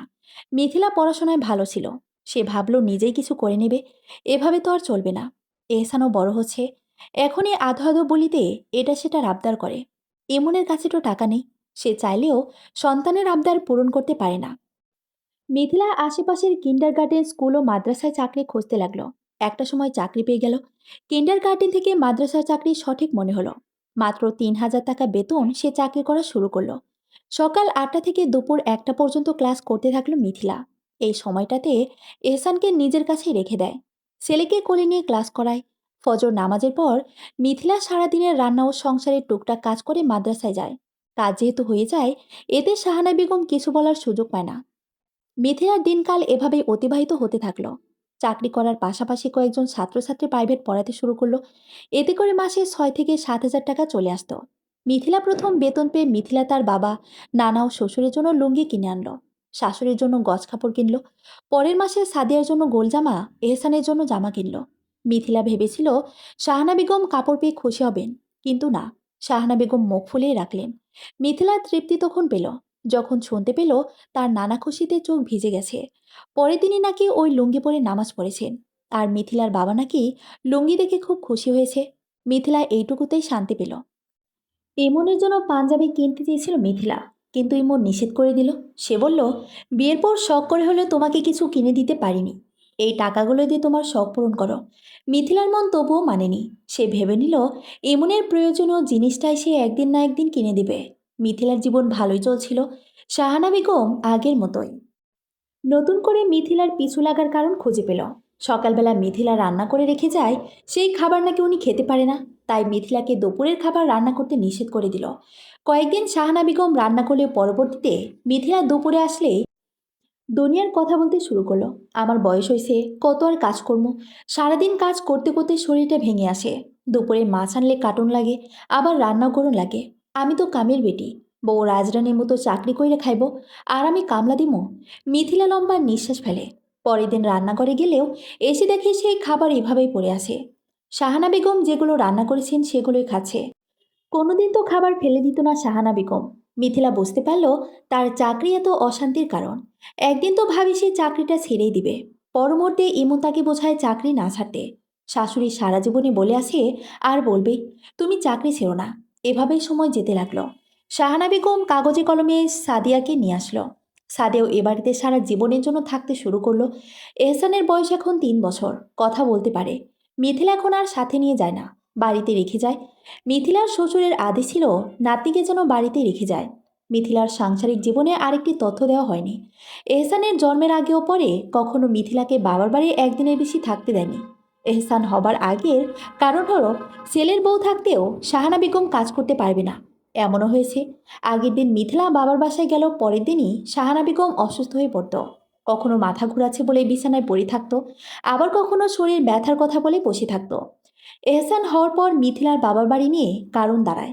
মিথিলার শ্বশুর শাশুড়ির মনে হলো বাবার বাড়ি গেলেই তাদের নাতনি নানা নানি পাগল হয়ে যাবে, দাদা দাদিকে কম চিনবে। মিথিলা কত বোঝালো নানা নানির ভালোবাসায় আলাদা। বাবার বাড়ি সারা জীবন পড়ে থাকলেও রক্ত রক্তে কে চিনবে, কিন্তু তারা মানেনি।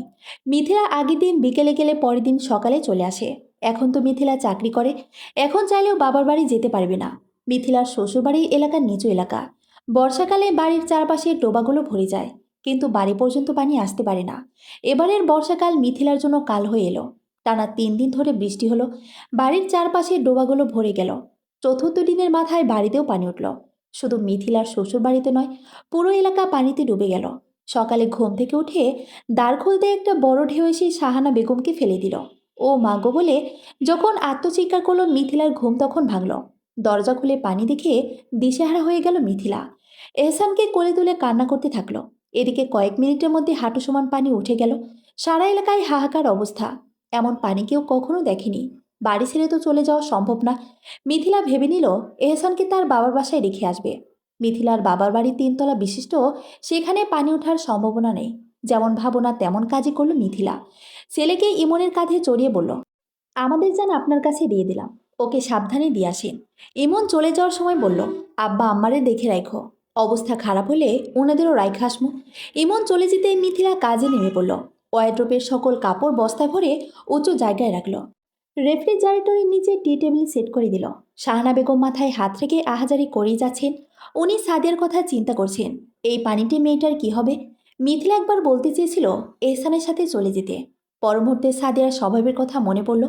শ্বশুরবাড়িতে ইমনের একটা সম্মান আছে, সাদিয়া কিছু চুরি করলে ইমনের সম্মান কমবে। শাহানা বেগম সাদিয়াকে তার মায়ের কাছে রেখে আসলো। বলা বাহুল্য, সাদিয়ার মা আছে কিন্তু বাবা নেই। 2 বেলা অনাহারে একবেলা খেয়ে মহিলা পড়ে থাকে। মেয়ের মুখে এক মুঠো ভাত তুলে দেওয়ার সামর্থ্য নেই। শাহানা বেগম মেয়েটার কষ্ট দেখে নিজের সাথে নিয়ে আসলো। সাদিয়ার বাবাকে নিয়ে কখনো প্রশ্ন করলে সাদিয়ার মা একবার উত্তর দিল, সাদিয়ার বাবা বেঁচে নেই। আরেকবার উত্তর দিল, সাদিয়ার বাবা নাকি 3 মাসের পেটে রেখে চলে গেছে। মিথিলা একটা কথাও বিশ্বাস করলো না। সাদিয়ার মা মাঝে মাঝে বাড়িতে আসে, মেয়েকে দেখতে আসার বাহানায় এক থালি ভাত খায়। খাওয়া নিয়ে মিথিলার সমস্যা নাই। মহিলাটা খাওয়ার পর ভদ্রতার খাতিরে প্লেট বাটিও গুছিয়ে রাখে না, এমনকি মেয়েকেও গোছাতে বলে না। মিথিলা এসে প্লেট বাটি পরিষ্কার করে। সাদিয়ার মা তখন বলতো, সাদিয়া এখন আপনার মেয়ে, কাপড় চোপড় পরিয়ে পুতুলের মতো সাজিয়ে রাখবেন, ঠিক আপনার ছেলের মতো। ভাবি, আপনার কি কষ্ট হচ্ছে? মিথিলা ভদ্রতার খাতিরে না বলতো, কিন্তু পরের বার থেকে সাবধান হয়ে গেল। সাদিয়ার মা বাড়িতে আসলে কাজের বাহানায় ব্যস্ত থাকতো। শাহানা বেগম সাদিয়াকে মায়ের কাছে রেখে আসলো। পানি তখন কোমর সমেত। ইমন এহসানকে রেখে চলে আসলো। মিথিলা দেখে তখন বলল, তুমি আসতে গেলে কেন? ইমন উত্তর দিল, বউকে ফেলে নিজে আরাম করার মতো কাপুরুষতা ছেড়ে দিয়েছি। বাঁচলে একসাথেই বাঁচবো, মরলে একসাথে। মিথিলা কিছু বলল না। ইমন ভালো হয়ে গেলে ভালো। বিকাল পর্যন্ত পানি নেমে যাওয়ার কোনো নাম নিল না, এমনকি বাড়লও না। এহসান এখনও ছোট, মিথিলাকে ছাড়া এক রাত্রেও থাকতে পারে না। ইমন সিদ্ধান্ত নিল মিথিলাকে বাবার বাড়ি পাঠিয়ে দেবে। মিথিলা শুনে না করল, কিন্তু ইমন মানল না। মিথিলাকে জোর করে পাঠিয়ে দিল। মিথিলা রাত কিভাবে পার করলো সেই জানে। পানি ওঠার কারণে রান্না বন্ধ, 3জন মানুষ অনাহারে আছে। সকাল হতেই মিথিলা রান্না করে শ্বশুরবাড়ির উদ্দেশ্যে রওনা দিল। ঘরে শুকনো খাবার ছিল। মিথিলার শ্বশুর ও শাশুড়ির ডায়াবেটিস আছে, শুকনো খাবার খেয়ে তারা দুর্বল হয়ে পড়ল। মিথিলা পৌঁছালো সকাল 8টায়। পানি দিয়ে আসতে সময় নিল 1 ঘন্টা। বাড়িতে এসে 3জনকে খাবার পরিবেশন করে আবারও বাবার বাড়ি চলে আসলো। পানি থাকলো পুরো 1 সপ্তাহ। মিথিলাই কয়েকদিনের সকালে শ্বশুরবাড়ি আসতো আর বিকেলে ছেলের জন্য চলে যেত। পানি পুরোপুরি নেমে যাওয়ার পর ঘরবাড়ি পরিষ্কার করতে থাকলো নিজে। এর মধ্যে সাদিয়ার মা মেয়েকে নিয়ে আসলো। শাহানা বেগম ভেবেছিল সাদিয়ার মা কাজকর্মে সাহায্য করবে, কিন্তু তার ভাবনা ভুল প্রমাণ করে 10 মিনিটের মধ্যেই চলে গেল। এবারে কিছু খেলো না। কেন খেলো না বুঝে আসলো না তো। বাড়ির চারপাশের পরিবেশ মোটামুটি ঠিক করে এহসানকে বাড়িতে নিয়ে আসলো মিথিলা। যথারীতি মাদ্রাসা যাওয়া শুরু করলো। শাহানা বেগমের ঘরের কাজ কিছু বাকি ছিল। মিথিলা করতে চাইলে শাহানা বেগম কাজ করতে দিল না। উল্টো বলল, তুমি মাদ্রাসায় দাও, অনেকদিন বাধা করছো, পরে বেতন কাইটা নিব। শাশুড়ির এতদিন পর সুবুদ্ধি হওয়া দেখে মিথিলা খুব খুশি মনে চলে গেল। কিন্তু বিপত্তি ঘটল তখন, যখন মিথিলা বাড়ি এসে শুনল সাদিয়া বাড়ি ছেড়ে পালিয়ে গেছে। মিথিলার মাথায় আকাশ ভেঙে পড়ল। ভাবনায় ভালো কিছুর পরিবর্তে খারাপটা বেশি আসলো। যার মধ্যে একটি ভাবনা হলো, সাদিয়াকে যদি কেউ ধরে নিয়ে মেরে ফেলে তবে তাদের উপরই তো দোষ আসবে। টাকার জন্য সাদিয়ার মা পুলিশ কেস করবে, তখন মিথিলাদের কি হবে? মিথিলা মাদ্রাসা থেকে আসার ১-১.৫ ঘন্টার মধ্যে সাদিয়ার মা সাদিয়াকে নিয়ে আসলো। মহিলার চোখ মুখ তখন দেখার মতো ছিল। পারলে মিথিলাদের এক একজনকে মেরে তক্তা বানিয়ে দিত। বাড়িতে ঢুকেই প্রথমেই শাহানা বেগমের দিকে আঙ্গুল তুলো সাদিয়ার মা। আমার মাইয়া ভাইগে গেল কেন? আপনি এইটুকু মায়ারে দিয়ে সব কাজ করান, এই জন্যই সাদিয়ারে আনছিলেন। এই পচা কাদাও নাকি তারে দিয়ে পরিষ্কার করাতে চাইছিলেন। মায়া না করছে দেখা মারলেন। কেমন মানুষ আপনি? শাহানা বেগম মাথায় হাত রেখে দাঁড়িয়ে রইলেন। তিনি বিষয়টা বোঝার চেষ্টা করতে লাগলেন। সাদিয়াকে মাথায় তুলে রেখেছিলেন তিনি। মেয়েটা মিথ্যা বলে এভাবে প্রতিদান দিল। মিথিলা শাশুড়ির কাছে এসে বলল, আম্মা, সব কাজ আমি করলাম। সাদিয়াকে কখন পরিষ্কার করতে বললেন? শাহানা বেগম মিথিলার কথার তালে তাল মিলিয়ে বললেন, বউ তো ঠিকই কইল, এত ভারী কাম কি তোমার মাইয়া করতে পারবো? ওই তো শুইয়া বইয়ের ঘরে টিভি দেখতেছিল। আমি কাজ করতে করতে শেষ, একবার এসে উগিয়ে দিল না। সকাল ৮টা থেকে ১১টা পর্যন্ত টিভি দেখতেছে। তাই বইয়ের ঘরে গিয়ে বলছিলাম টিভি না দেখে সিদ্ধ আলু ছেলে দিতে, দিল তো না। বাড়ি থেকে চলে গেল। এই বউ, কত রে, আমি কি ভারী কাজ করতে বলছি? মিথিলা সায় দিল, বলল, না আম্মা। সাদিয়ার মা সাদিয়ার দিকে তাকিয়ে বলল, কি রে, তোর দাদি সত্য কইছে?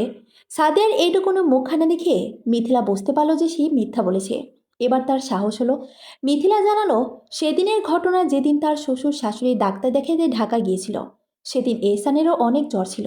সকাল 10টা বাজতে চলল, কিন্তু মিথিলা একটা কাজও করতে পারল না। এদিকে ঘরের থালা বাসন, হাঁড়ি পাতিল এলোমেলো অবস্থায় ছিল। এহসানকে রেখে সে বিছানা ছেড়ে উঠতে পারল না 1 মিনিটের জন্য। এমন সকালের নাস্তা বাহির থেকে আনতে গিয়েছিল। শাহানা বেগম বাড়িতে না থাকলে সাদিয়াই এবারের রাজা, সাদিয়াই এবারের রানী। নিজের স্বাধীন মোতাবেক চলাফেরা করে সে। শাহানা বেগম এই ক্ষমতা দিয়ে রেখেছে সাদিয়াকে। মিথিলা সেদিন বলেছিল হাঁড়ি পাতিলগুলো কলপারে রেখে আসার জন্য। আরও বলেছিল পাশের বাড়ির খালাকে খবর দেওয়ার জন্য যেন আজ কাজগুলো করে দিয়ে যায়, বিনিময়ে টাকা দিবে। সাদিয়া কথা শুনল না। এহসানকে ঘুম পাড়িয়ে দিয়ে মিথিলা ঘর থেকে বের হয়ে থালা বাসন সেভাবেই পড়ে থাকতে দেখে নিজেই খালাকে ডাকতে চলে গেল। সাদিয়াকে হাজারবার ডাকলেও সাড়া পেল না। সাদিয়া বাড়ি ছেড়ে চলে গেল। সেদিন ভাগ্য মিথিলার সহায় ছিল। পথে মধ্যে মিথিলার খালা শাশুড়ি সাদেকে ধরে নিয়ে আসলো। মিথিলা আলাপ আলোচনায় সত্যটা বলল। খালা উল্টো মিথিলাকে জানালো সাদিয়া বলেছে মিথিলা নাকি থালা বাসন ধুয়ে মুছে দিতে বলেছে। মিথিলা সেদিন খালাকে ইমনকে দিয়ে প্রমাণ দিল। মিথিলা সেই কথাটা সাদিয়ার মাকে জানালো। শাহানা বেগম অবশ্য সেদিন কিছু বলেনি, কিন্তু আজ চুপ থাকলো না। বলল, তোমার মায়ারে সব দিছি। 2 ঈদে দুইটা দুইটা কইরা 4টা জামা কিনে দিছি, জুতা, ঘড়ি সহ সব সাজগোজের জিনিস কিনা দিছি। আর কি করতাম তোমার মাইয়ারে? এই মায়ের স্বভাবই ভালো না, নয়তো আমার নামে মিথ্যে কথা কয় কেমনে? 2-1 কথাতে সিদ্ধান্ত হলো সাদিয়া চলে যাবে। এখানে থাকলে শাহানা বেগম তাকে মেরে ফেলবে এমন অভিযোগ উঠল। মিথিলা আটকালো না, সে খুশি হলো। সাদিয়ার প্রতি শাহানা বেগমের ভালোবাসা হয়তো শত অপরাধ করলেও কমবে না। তিনি খুব চেষ্টা করলেন সাদিয়াকে আটকাতে। সাদিয়া তখন তার মাকে জানালো, আমার এইখানে রাইখা গেলে আবার পালাই যাবো। এবার তোমার কাছে যাবো না, 2 চোখ যেদিকে যাব সেদিকেই চলে যাব। 8 বছরের একজন ছোট বাচ্চার মুখে কথাটা শুনে মিথিলা কঠিন সিদ্ধান্ত নিল। শাহানা বেগমের অনুমতিও নিল না। সাদের জিনিসপত্র গাঁট্টি পাট্টা বেঁধে বাড়ি থেকে বের করে দিল। অবশ্য এবার শাহানা বেগমের কথা না বলার পেছনে মিথিলার শ্বশুরের হাত রয়েছে। ভদ্রলোক ছিটছিটে স্বভাবের। নিজের ছেলে ও নাতনি ছাড়া অন্য বাচ্চাদের দেখতে পারে না। তাছাড়া অন্যের খাওয়া দেখতে পারে না উনি। সাদিয়াকে নিজের পাশে বসিয়ে শাহানা বেগম খাইয়ে দেওয়া পছন্দ হয় না তার। সাদিয়া এবার সত্যি সত্যি চলে গেল। মিথিলা লম্বা নিঃশ্বাস ফেলল। আপদ চলে যাওয়ার পরও বিপদ রয়ে গেল মিথিলার জীবনে। সেই বিপদটা আর কেউ নয়, শাহানা বেগম নিজেই। সাদিয়া চলে যাওয়ার পিছনে সম্পূর্ণ দোষ পড়ল মিথিলার ঘাড়ের ওপর। মিথিলা হাজার বোঝালেও বুঝল না তার শাশুড়ি। এদিকে মিথিলার চাকরির বয়স 1 বছর হতে চলল। সে নিজের জন্য একটি স্মার্টফোন কিনল। ছেলেকে রিমোট কন্ট্রোল গাড়ি কিনে দিল। মিথিলার এইটুকু জীবনকে বিলাসিতা জীবন বলে আখ্যায়িত করল শাহানা বেগম। চাকরি জীবন বিষাদ করে তুলল। মিথিলা উপায়ন্তর না পেয়ে চাকরিটাও ছেড়ে দিল, কিন্তু প্রাইভেট পড়ানো চলতে থাকলো। এহসানের বয়স 4 বছর হতে চলল। মিথিলা ঘরে এসে বসে ছেলেকে যতটুকু সময় পেল পড়াশোনা শেখাতে শুরু করলো। আজকাল শাহানা বেগমের কথার ধার ধারে না মিথিলা। ইমনও ফুল সাপোর্ট করে তাকে। সে এখন একটি গার্মেন্টসে চাকরি করে। মিথিলার জীবন সুখ আর সুখ। একদিন দুপুরবেলায় শাহানা বেগম মিথিলাকে ডাকলেন। ওনার হাতে 1000 টাকার বান্ডিল। মিথিলা কখনো শ্বশুরবাড়িতে এসে এত টাকা একসাথে দেখেনি। দেখবেই বা কিভাবে? মিথিলার শ্বশুর অল্প টাকা গোনার সময় ভুল করে মিথিলা ঘরে ঢুকে গেলে পেছন ফিরে যায়, নয়তো টাকা লুকিয়ে ফেলে। মিথিলা তাই টাকার কথা উঠলে দূরে দূরে থাকে। শাহানা বেগম মিথিলাকে বান্ডিল ধরিয়ে দিয়ে বলল, বউ, 12,000 টাকা আলাদা করো তো।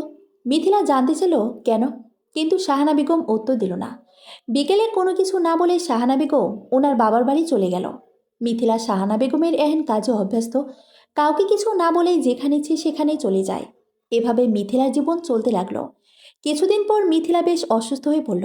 শরীর জ্বালাপোড়া, বমি বমি ভাব, মাথা যন্ত্রণা ইত্যাদি সমস্যা দেখা দিতে শুরু করলো। মিথিলা ভেবেছিল সে দ্বিতীয়বারের জন্য হয়তো মা হবে, কিন্তু না। অল্প কয়েকদিনের মধ্যে মিথিলা বিছানায় পড়ে গেল। ডাক্তার দেখিয়েও তার সমস্যার সমাধান হলো না। এখন এমন কেউ সহ্য হয় না মিথিলার। কোনো কারণ ছাড়াই চিল্লানো শুরু করে ইমনের ওপর। সবকিছু অসহ্য লাগে মিথিলার। এহসানকে দূরে দূরে রাখে। এই সময় শাহানা বেগম ভালো দাদের দায়িত্ব পালন করা শুরু করলো। এহসানের খাওয়া, গোসল থেকে শুরু করে দিনের বেশি সময় নাতনির সাথে কাটানো শুরু করলো। ইমনের সাথেও ভালো ব্যবহার শুরু করলো। যেমন মাসের খরচ থেকে এক্সট্রা টাকা দিতে থাকলো ছেলেকে।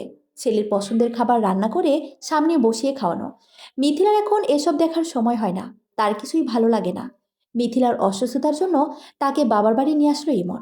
শাহানা বেগম এহসানকে নিজের কাছে রেখে দিল। ইমনকে যাওয়ার সময় বলল, বউয়ের অসুখ, নিজেকে সামলাতে পারে না, ছেলেকে সামলাবো কেমনে? তুই বরং বউকে রেখে চলে আয়। দাদাভাইকে আমি একা সামলাতে পারবো না। মিথিলার নিষেধ করার শক্তি রইল না। এহসানকে রেখে বাবার বাড়ি চলে গেল। ইমন ছেলের জন্য মিথিলাকে রেখে চলে গেল। নিজের ঘরে শুয়েছিল মিথিলা। মিথিলার মা মেয়ের জন্য ঝাল ঝাল ডালের বড়া বানাচ্ছে। মিথিলার শরীর এতটাই দুর্বল হতে থাকলো, এক গ্লাস পানি নিজের হাতে নিয়ে পান করবে সেই শক্তিও পেত না। মিথিলাকে দেখতে তাদের একজন ভাড়াটে মহিলা এলো। মিথিলার করুণ অবস্থা দেখে মিথিলার মাকে বলল, ভাবি, মিথিলাকে ভালো কবিরাজ দেখান। ওকে দেখে মনে হচ্ছে কেউ কালো জাদু করেছে। মিথিলার অসুস্থতা বেড়ে যাচ্ছিল দেখে তার মা একজন হুজুরের কাছে নিয়ে গেল। হুজুর মিথিলার সমস্যা শুনে কিছু পড়লেন, সময় নিয়ে জানালেন মিথিলার ওপর কালো জাদু করা হয়েছে। কিন্তু কে করেছে জানালেন না। এমনটা হয়ে থাকে, যে কালো জাদু করে তার নাম জানানো হয় না। মিথিলার মা জিজ্ঞেস করেছিল কি দিয়ে করা হয়েছে এবং কোথায় করা হয়েছে। উত্তরে বলল, মিথিলার শ্বশুরবাড়ির একটি ছোট্ট গাছের নিচে তাবিজ আছে। তার মধ্যে মিথিলার কালো রঙের অন্য কিছু অংশ আছে। এটো ভাত, মাথার চুল দিয়ে করা হয়েছে। মিথিলার সুস্থতার জন্য পানি ও তেল পড়া দিল, সাথে একটি তাবিজও দিল। হুজুর মিথিলার সাথে তার শ্বশুরবাড়ি এসে বলা গাছটি নিচে তাবিজ পেল এবং বলা অনুযায়ী জিনিসপত্র পেল। মিথিলার শ্বশুরবাড়ি ফিরে এলে কালো ওড়না থেকে কিছু অংশ ছেঁড়া পেল। সে বুঝে গেল এই কাজটা কার। মিথিলার শাশুড়ির ঘরে গিয়ে চিৎকার করে বলল, আমাকে বলে কই লাভ হয়নি বলে কালো জাদু করলেন? আম্মা, আপনিও তো মেয়ে মানুষ, আমার সাথে আপনার কিসের এত শত্রুতা? আমাকে শেষ করার জন্য এত জঘন্য কাজ করলেন? শ্বশুরের সামনে জিনিসপত্রগুলো রেখে কান্না করতে থাকলো মিথিলা। শাহানা বেগম বুঝতে পারলেন ওনার স্বামীও ছেলের কাছে এখনই খারাপ হয়ে যাবেন। তিনি মিথিলার হাত ধরে বললেন, এসব কি বলতেছো বউ? আমি তোমার ক্ষতি করতে যাবো কেন? তোমার লগে আমার বোনে না ঠিকই, তাই বলে মায়েরা ফেলমো এই চিন্তা করি না। মিথিলার শ্বশুর গম্ভীর কণ্ঠে বোঝালো, যা হয়েছে খুব খারাপ হয়েছে। আমার বংশের বাত্তি যে দিছে তার ক্ষতি আমি চাই না। বউ আমার, ছেলের বউ আমাদের, দুজন মিলা মিশা থাকতে না পারলে আলাদা করে দিব। শাহানা বেগম আলাদার কথা শুনে বুকে চাপড় দিতে দিতে আহাজারি করতে থাকলো, আমার একটা মাত্র ছেলে, আলাদা হওয়ার থেকে মরণই ভালা। শাশুড়ির নাটক দেখে ইমন মিথিলার কিছু বলার বাকি রইল না। তবে এই বিষয়ের উপর বিচার করবে এই প্রত্যাশা দিল মিথিলার শ্বশুর।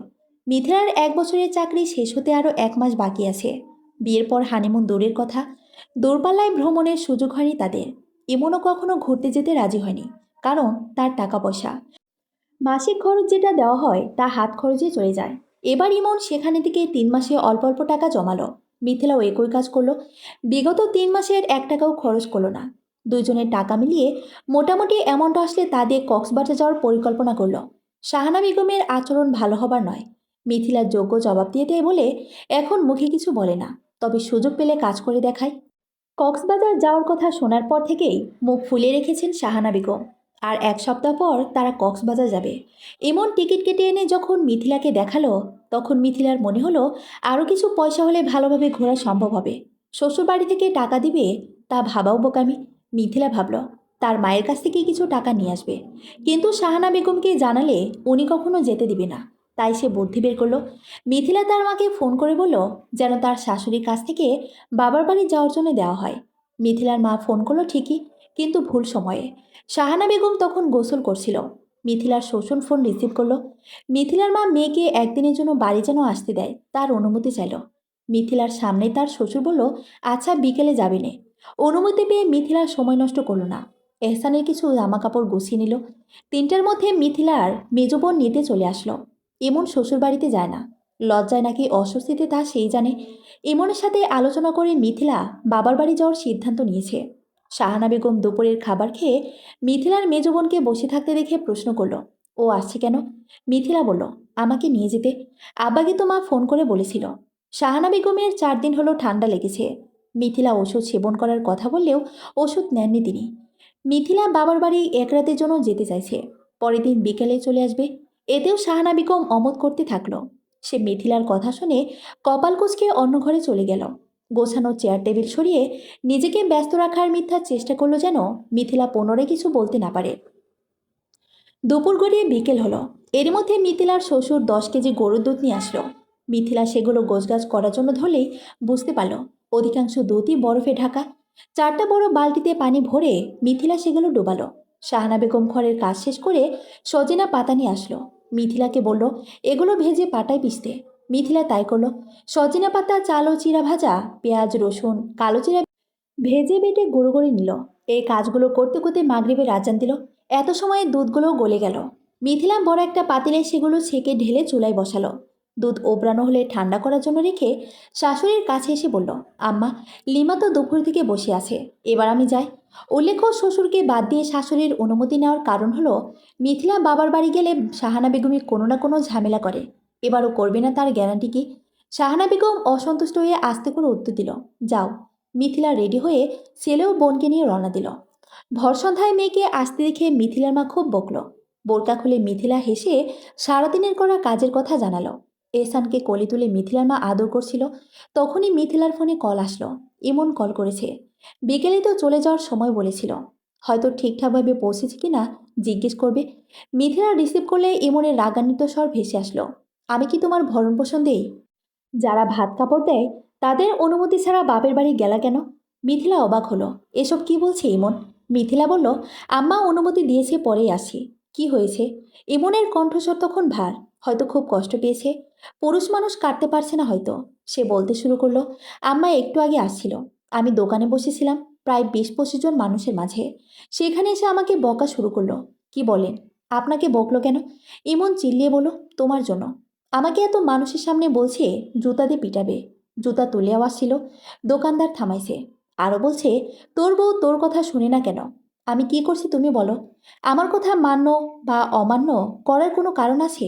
আমার ইনকাম নাই, পরিবারে আমার কোনো দাম নাই। আমার কথা কেউ শোনে? আমাকে এতগুলো মানুষের সামনে মারতে আসলো। এটা না করে আমাকে দূরে ডেকে নিয়ে কয়েকটা জুতার বাড়ি দিত। তা না করে কি করলো? মিথিলার চোখ বেয়ে অজর ধারায় পানি ঝরছে। সে উত্তেজিত কণ্ঠে বলল, আমি কি চলে আসব? ইমন তখনও রেগে আছে, শান্ত হচ্ছে না। মিথিলা পুনরায় বলল, আপনি বাসায় আসেন, আমি আসতেছি। সোফায় বসেই কথা বলছিল। ঘরে আর যা হলো না। মিথিলা পুনরায় বোরকা পরে মায়ের উদ্দেশ্যে বলল, তোমার মেয়ের কপালে সুখ কখনো ধরা দেবে না মা। মেয়ের কাছে সমস্ত ঘটনা শুনে মিথিলার মা স্বামীকে ফোন করলেন। খালি মুখে মেয়েকে বিদায় দিলেন না, ঘরে যা ছিল তা দিয়ে নিজের হাতে খাইয়ে দিলেন। মিথিলার বাবা নিজে মেয়েকে শ্বশুরবাড়িতে নিয়ে গেলেন। সেখানেও শাহানা বেগম নানান কথা শোনালেন। ইমন বাড়ি ফিরে খুব চিল্লাপাল্লা করল। মিথিলার বাবার উদ্দেশ্যে বলল, আপনার মেয়েকে নিয়ে চলে যান। এই বাড়িতে আমি মোমের বোতল, আমার কোনো দাম নেই। এখানে থাকলে এই মহিলার অত্যাচারে হয় আপনার মেয়ে মরে যাবে, নয়তো আমি। মিথিলার বাবা বুঝিয়ে শুনিয়ে চলে গেলেন। উনি পারতেন মেয়ের সংসারে বাম হাত ঢোকাতে, কিন্তু মেয়ের এত বছরের সংসার জীবনের পরিসমাপ্তি চান না। মিথিলার বাবা চলে গেলে শাহানা বেগম ভাইয়ের ছেলেদের ডাকলেন। তারা আসলে বললেন বিচার করতে। সবসময়ের মতো মিথিলার উপর দোষ আরোপ করে বিচার করা হলো। এতে করে শাহানা বেগম খুশি হলেন। ইমন বাবা মায়ের উদ্দেশ্যে বলল, সে আগামীকাল সকালেই বউ বাচ্চা নিয়ে বাড়ি ছেড়ে চলে যাবে। কথাটা শোনার পর শাহানা বেগম বিলাপ করতে থাকলেন। এত নাটক করার কারণ মিথিলা বুঝতে পারল। যেহেতু তারা কক্সবাজার যাবে, টাকা পয়সার ব্যাপার, শ্বশুর বাড়ি থেকে দিতেই হবে। ইমনও বুঝল। সে বলল, তোমাদের থেকে 1 পয়সাও আমি নিব না। সত্যি সত্যি ইমন 1 পয়সাও নেয়নি বাবার কাছ থেকে। মিথিলার শ্বশুর শাশুড়িও জোর করেনি। আচার, চকলেট আনার জন্য শুধুমাত্র 2,000 টাকা দিল। মিথিলা কিসের আশায় শ্বশুরবাড়ি পড়ে আছে প্রশ্ন করা হলে বলা যাবে স্বামীর জন্যই পড়ে আছে। আর যাই হোক, এমন কখনো মিথিলার গায়ে হাত তুলেনি। মিথিলার শ্বশুরবাড়িতে একদিনে দুজনের চেয়ে বেশি ভিক্ষুক আসলে শাহানা বেগম অসন্তুষ্ট হন। মিথিলার মনে হয় ভিক্ষুকদেরকে বদদোয়া তার সন্তানের উপর আরোপিত হয়। এই কথাটা বলার পেছনের কারণ হলো মিথিলায় তার চাক্ষুষ প্রমাণ। এহসানের তখন 11 মাস হবে। একদিনে 4 থেকে 5 জন ভিক্ষুক এসেছিল বলে ভীষণ রাগ করেছিল। শেষে যেই ভিক্ষুক এসেছিল তাকে জুতা দিয়ে পেটাতে গিয়েছিল। তার পরের সপ্তাহে এহসানের নিউমোনিয়া ধরা পড়ল। সারা রাত মিথিলা ঘুমায়নি সেই রাতে। ছেলেকে বাম কাঁধের ওপর শুয়ে সারা রাত হেঁটেছে। ইমন অনেক চেষ্টা করেছিল এহসানকে নিতে, কিন্তু মায়ের কোল ছাত্রেই বাচ্চাটা কাঁদতে শুরু করে। রাত তখন 2:30 বাজে। এহসানের কান্নার আওয়াজ পেয়ে শাহানা বেগম ঘর থেকে বের হয়ে আসেন। নাতনি কাছে কারণ জিজ্ঞেস না করে মিথিলাকে বকতে শুরু করেন। ঠান্ডা কি খাইছিলা? ফ্রিজের পানি? জিব্বা থেকে খাও নামে না। নিজের সন্তানের জন্য সাদা ভাত খাইয়াও পার করছি। তোমগর তো কোনো হুঁশ নাই। যখন যা মন চায় খাইতে থাকো। এহসানের জন্মের পর থেকে মিথিলা ঠান্ডা পানি পান করা ছেড়ে দিয়েছে। আইসক্রিমও খাওয়া বন্ধ। আনারস খেয়ে দুধ খেলে নাকি বিষের মতো কাজ করে, মানুষের মৃত্যু হয়ে যাইতে। মিথিলা এহসান হওয়ার পর থেকে আনারস খাওয়া ছেড়ে দিয়েছে। শাহানা বেগম এখন কি বলল? শাহানা বেগমের চিল্লানোতে বাচ্চাটা আবার কেঁদে উঠল। মিথিলা কোনো উত্তর দিতে পারল না। বাচ্চার কান্না বন্ধ করার চেষ্টা শুরু করলো। কয়েকদিন যাবৎ শাহানা বেগমের কোনো নড়চড় নেই। কথা বললেও আস্তে আস্তে কথা বলে। সারাক্ষণে ঘরের কোনায় শুয়ে থাকে। মিথিলাকেও কিছু বলে না। মিথিলা চাকরি ছেড়ে দিয়েছে অনেক দিনই হলো। ছেলের ভবিষ্যতের কথা বিবেচনা করে চাকরি ছেড়ে দিয়েছে, কিন্তু প্রাইভেট ছাড়েনি। 5-6 জনের মতো এখনও তার কাছে পড়ে। শাশুড়ির কথাবার্তা কম বলা মিথিলার কাছে ভালো ঠেকছে না। সকালে ঘুম থেকে উঠে মিথিলার কাজ হলো সারাদিন সে কী কী রান্না করবে সেগুলো জিজ্ঞেস করে নেওয়া।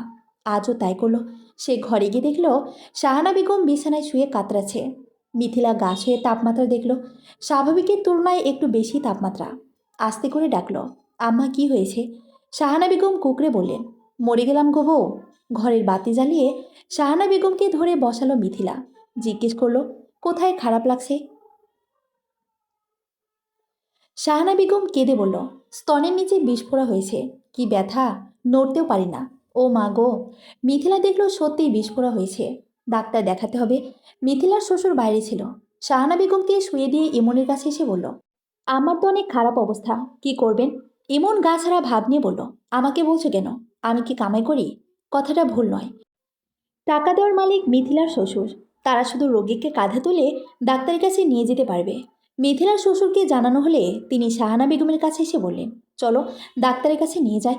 শাহানা বেগম নাকচ করে বললেন, আমার বোনের এমন হয়েছিল, গোপাল ঘি লাগাইছিল, ভালো হয়ে গেছে। আমাকে গোপাল ঘি এনে দেন। ইমন বলল, ডাক্তার দেখাই। এসব গোপাল ঘিটি দিয়ে কিছুই হবে না। শাহানা বেগম শুনলেন না। গোপাল ঘি এনে লাগালেন।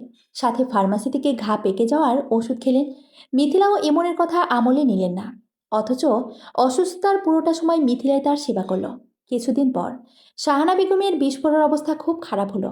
আক্রান্ত স্থান শক্ত জমাট বেঁধে গেল। জায়গাটা ব্যথায় টনটন করতে শুরু করলো। মিথিলা এত করে বলল, ডাক্তার দেখাতে শুনল না। উল্টো আরেকজনের কথায় আক্রান্ত স্থানে তোকমা ভিজিয়ে কাপড় দিয়ে পেঁচিয়ে রেখে দিল। ইমন যেহেতু ফার্মেসিতে ট্রেনিং নিয়েছে, সে জানালো এটা করলে আরও ক্ষতি হবে। শাহানা বেগম শুনল না। একদিন কি হলো, শাহানা বেগম বিস্ফোরা হওয়ার স্থানটা জুড়ে এ পাশটায় ব্যথা শুরু হলো। এবার মিথিলা শুনল না। বাড়ি থেকে ময়মনসিংহ সদর বেশি দূরে না। সকালে শাহানা বেগমকে সাথে নিয়ে ময়মনসিংহের উদ্দেশ্যে রওনা হলো। ডাক্তার দেখানোর কথা আসতেই শাহানা বেগম বলল, তিনি মহিলা ডাক্তার দেখাবেন। ইমন তাই করলো। প্রথমে মেডিসিন বিশেষজ্ঞ মহিলা ডাক্তারকে দেখালো। সে রেফার করলো সার্জারি বিশেষজ্ঞ মহিলা ডাক্তারের কাছে। ডাক্তার জানালো যত দ্রুত সম্ভব অপারেশন করাতে। শাহানা বেগম ভয় পেয়ে গেল। মিথিলা খেয়াল করে দেখল তার শাশুড়ি ভয়ে ঘামছে। মিথিলা অভয় দিল যতদিন হাসপাতালে থাকতে হবে সে থাকবে। দরকার হলে এহসানকে বাবার বাড়ি রেখে আসবে। শাহানা বেগম কি ভাবলো কে জানে। মিথিলার কথায় প্রত্যুত্তর না দিয়ে হাসপাতাল থেকে বের হয়ে আসলো। এমনও মিথিলা পেছনে আসলো। শাহানা বেগম কাকে যেন ফোন করলো। ফোন রিসিভ হতেই বলল, এই বউ, আমাদের ওইদিকে কোনো মহিলা সার্জারি ডাক্তার নাই। অপর পাশের জন কী বলল শুনতে পেল না মিথিলা। ও ইমন কথা বলা শেষ করে শাহানা বেগম ছেলের উদ্দেশ্যে বলল, বাড়ি চল। সানির মাকে কল করেছিলাম, আমাদের ওইখানের মহিলা ডাক্তার আছে। বাড়ির কাছে ডাক্তার রেখা এত দূরে পড়ে থাকবো কেন? মিথিলা জোর গলায় বলল, আম্মা, ওইখানের চিকিৎসা ভালো না, আপনি এখানে করান। শাহানা বেগম শুনল না, নিজের ইচ্ছাতে বাড়িতে চলে আসলো। ঠিক সেদিন দুপুর 2টায় ভাইয়ের বউয়ের সাথে চলে গেল পাশের একটি সস্তা হাসপাতালে। উল্লেখ্য, শাহানা বেগমের ভাইয়ের বউ বাড়ির পাশে একটি ক্লিনিকে কাজ করত। ওষুধের ব্যাপারে অভিজ্ঞতা আছে তার। আশেপাশের যত হাসপাতাল আছে সেখানে রোগী নেওয়ার ব্যবস্থা করে দেয় সে। বিনিময়ে সে কিছু পয়সা করিও পায়। এমন কেউ সাথে নিল না। মিথিলা রাগ করে খবর নিল না। বিকাল 4টায় শাহানা বেগম মিথিলাকে ফোন করে জানালো 4,000 টাকা নিয়ে ইমো যেন হাসপাতালে যায়।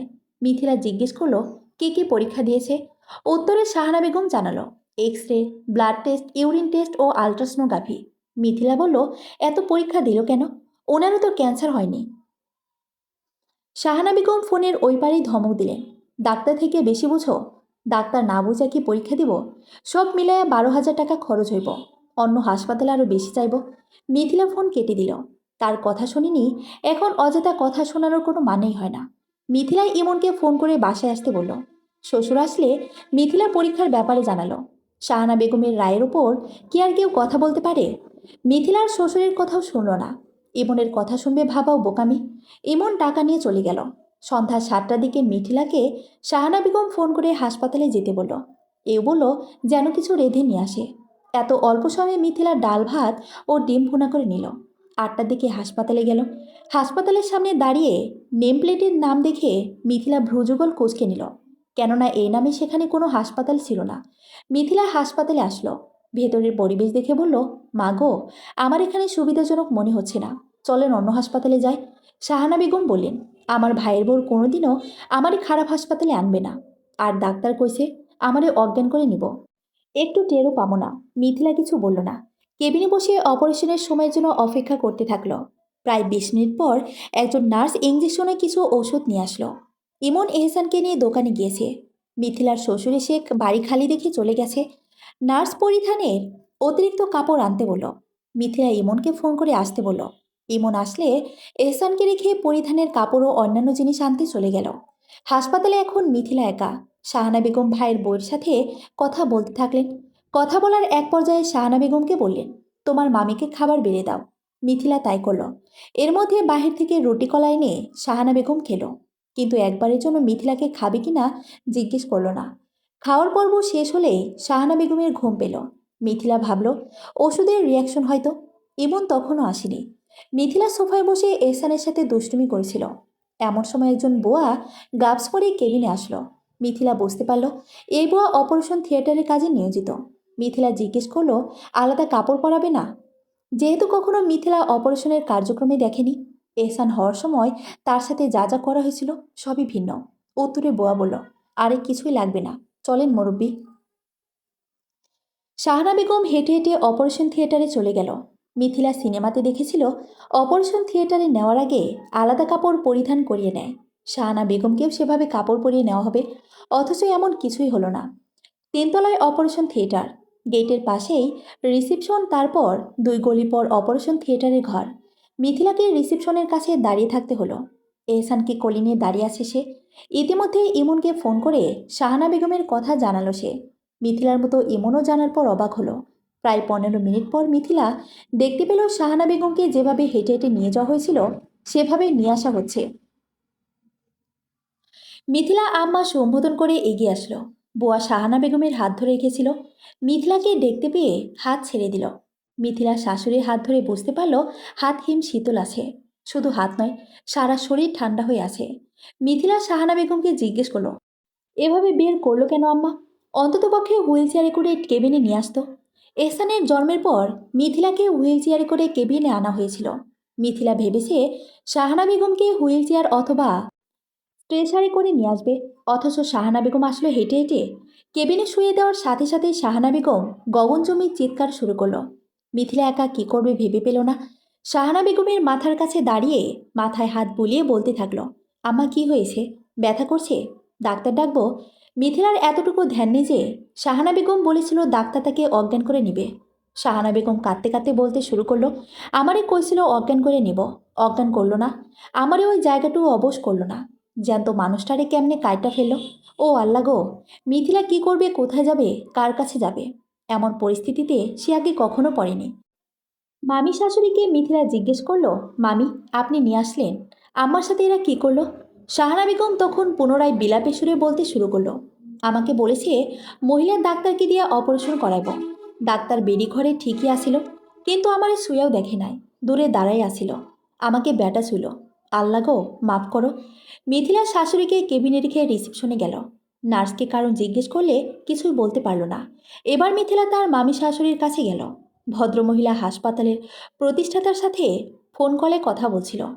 মিথিলা মামি শাশুড়ির কান থেকে ফোন কেড়ে নিয়ে বলল, আপনারা কিসের জন্য 12,000 টাকা রেখেছেন? আমার শাশুড়িকে তারা অবশ্য করে নেয়নি। লোকটা বলল সে দেখছে। মিথিলা মামি শাশুড়ির দিকে ঘৃণিত দৃষ্টি ফেলে কেবিনে চলে আসলো। ইমন আসলো কিছুক্ষণের মধ্যেই। এসে মায়ের মাথায় হাত বুলিয়ে বলল, মাগো একটু সহ্য করো, আমি ডাক্তারের সাথে কথা বলছি। সবাই ভেবেছিল অপারেশন করতে অনেক সময় লাগবে, কিন্তু এত অল্প সময় হয়ে যাবে ভাবতেও পারিনি।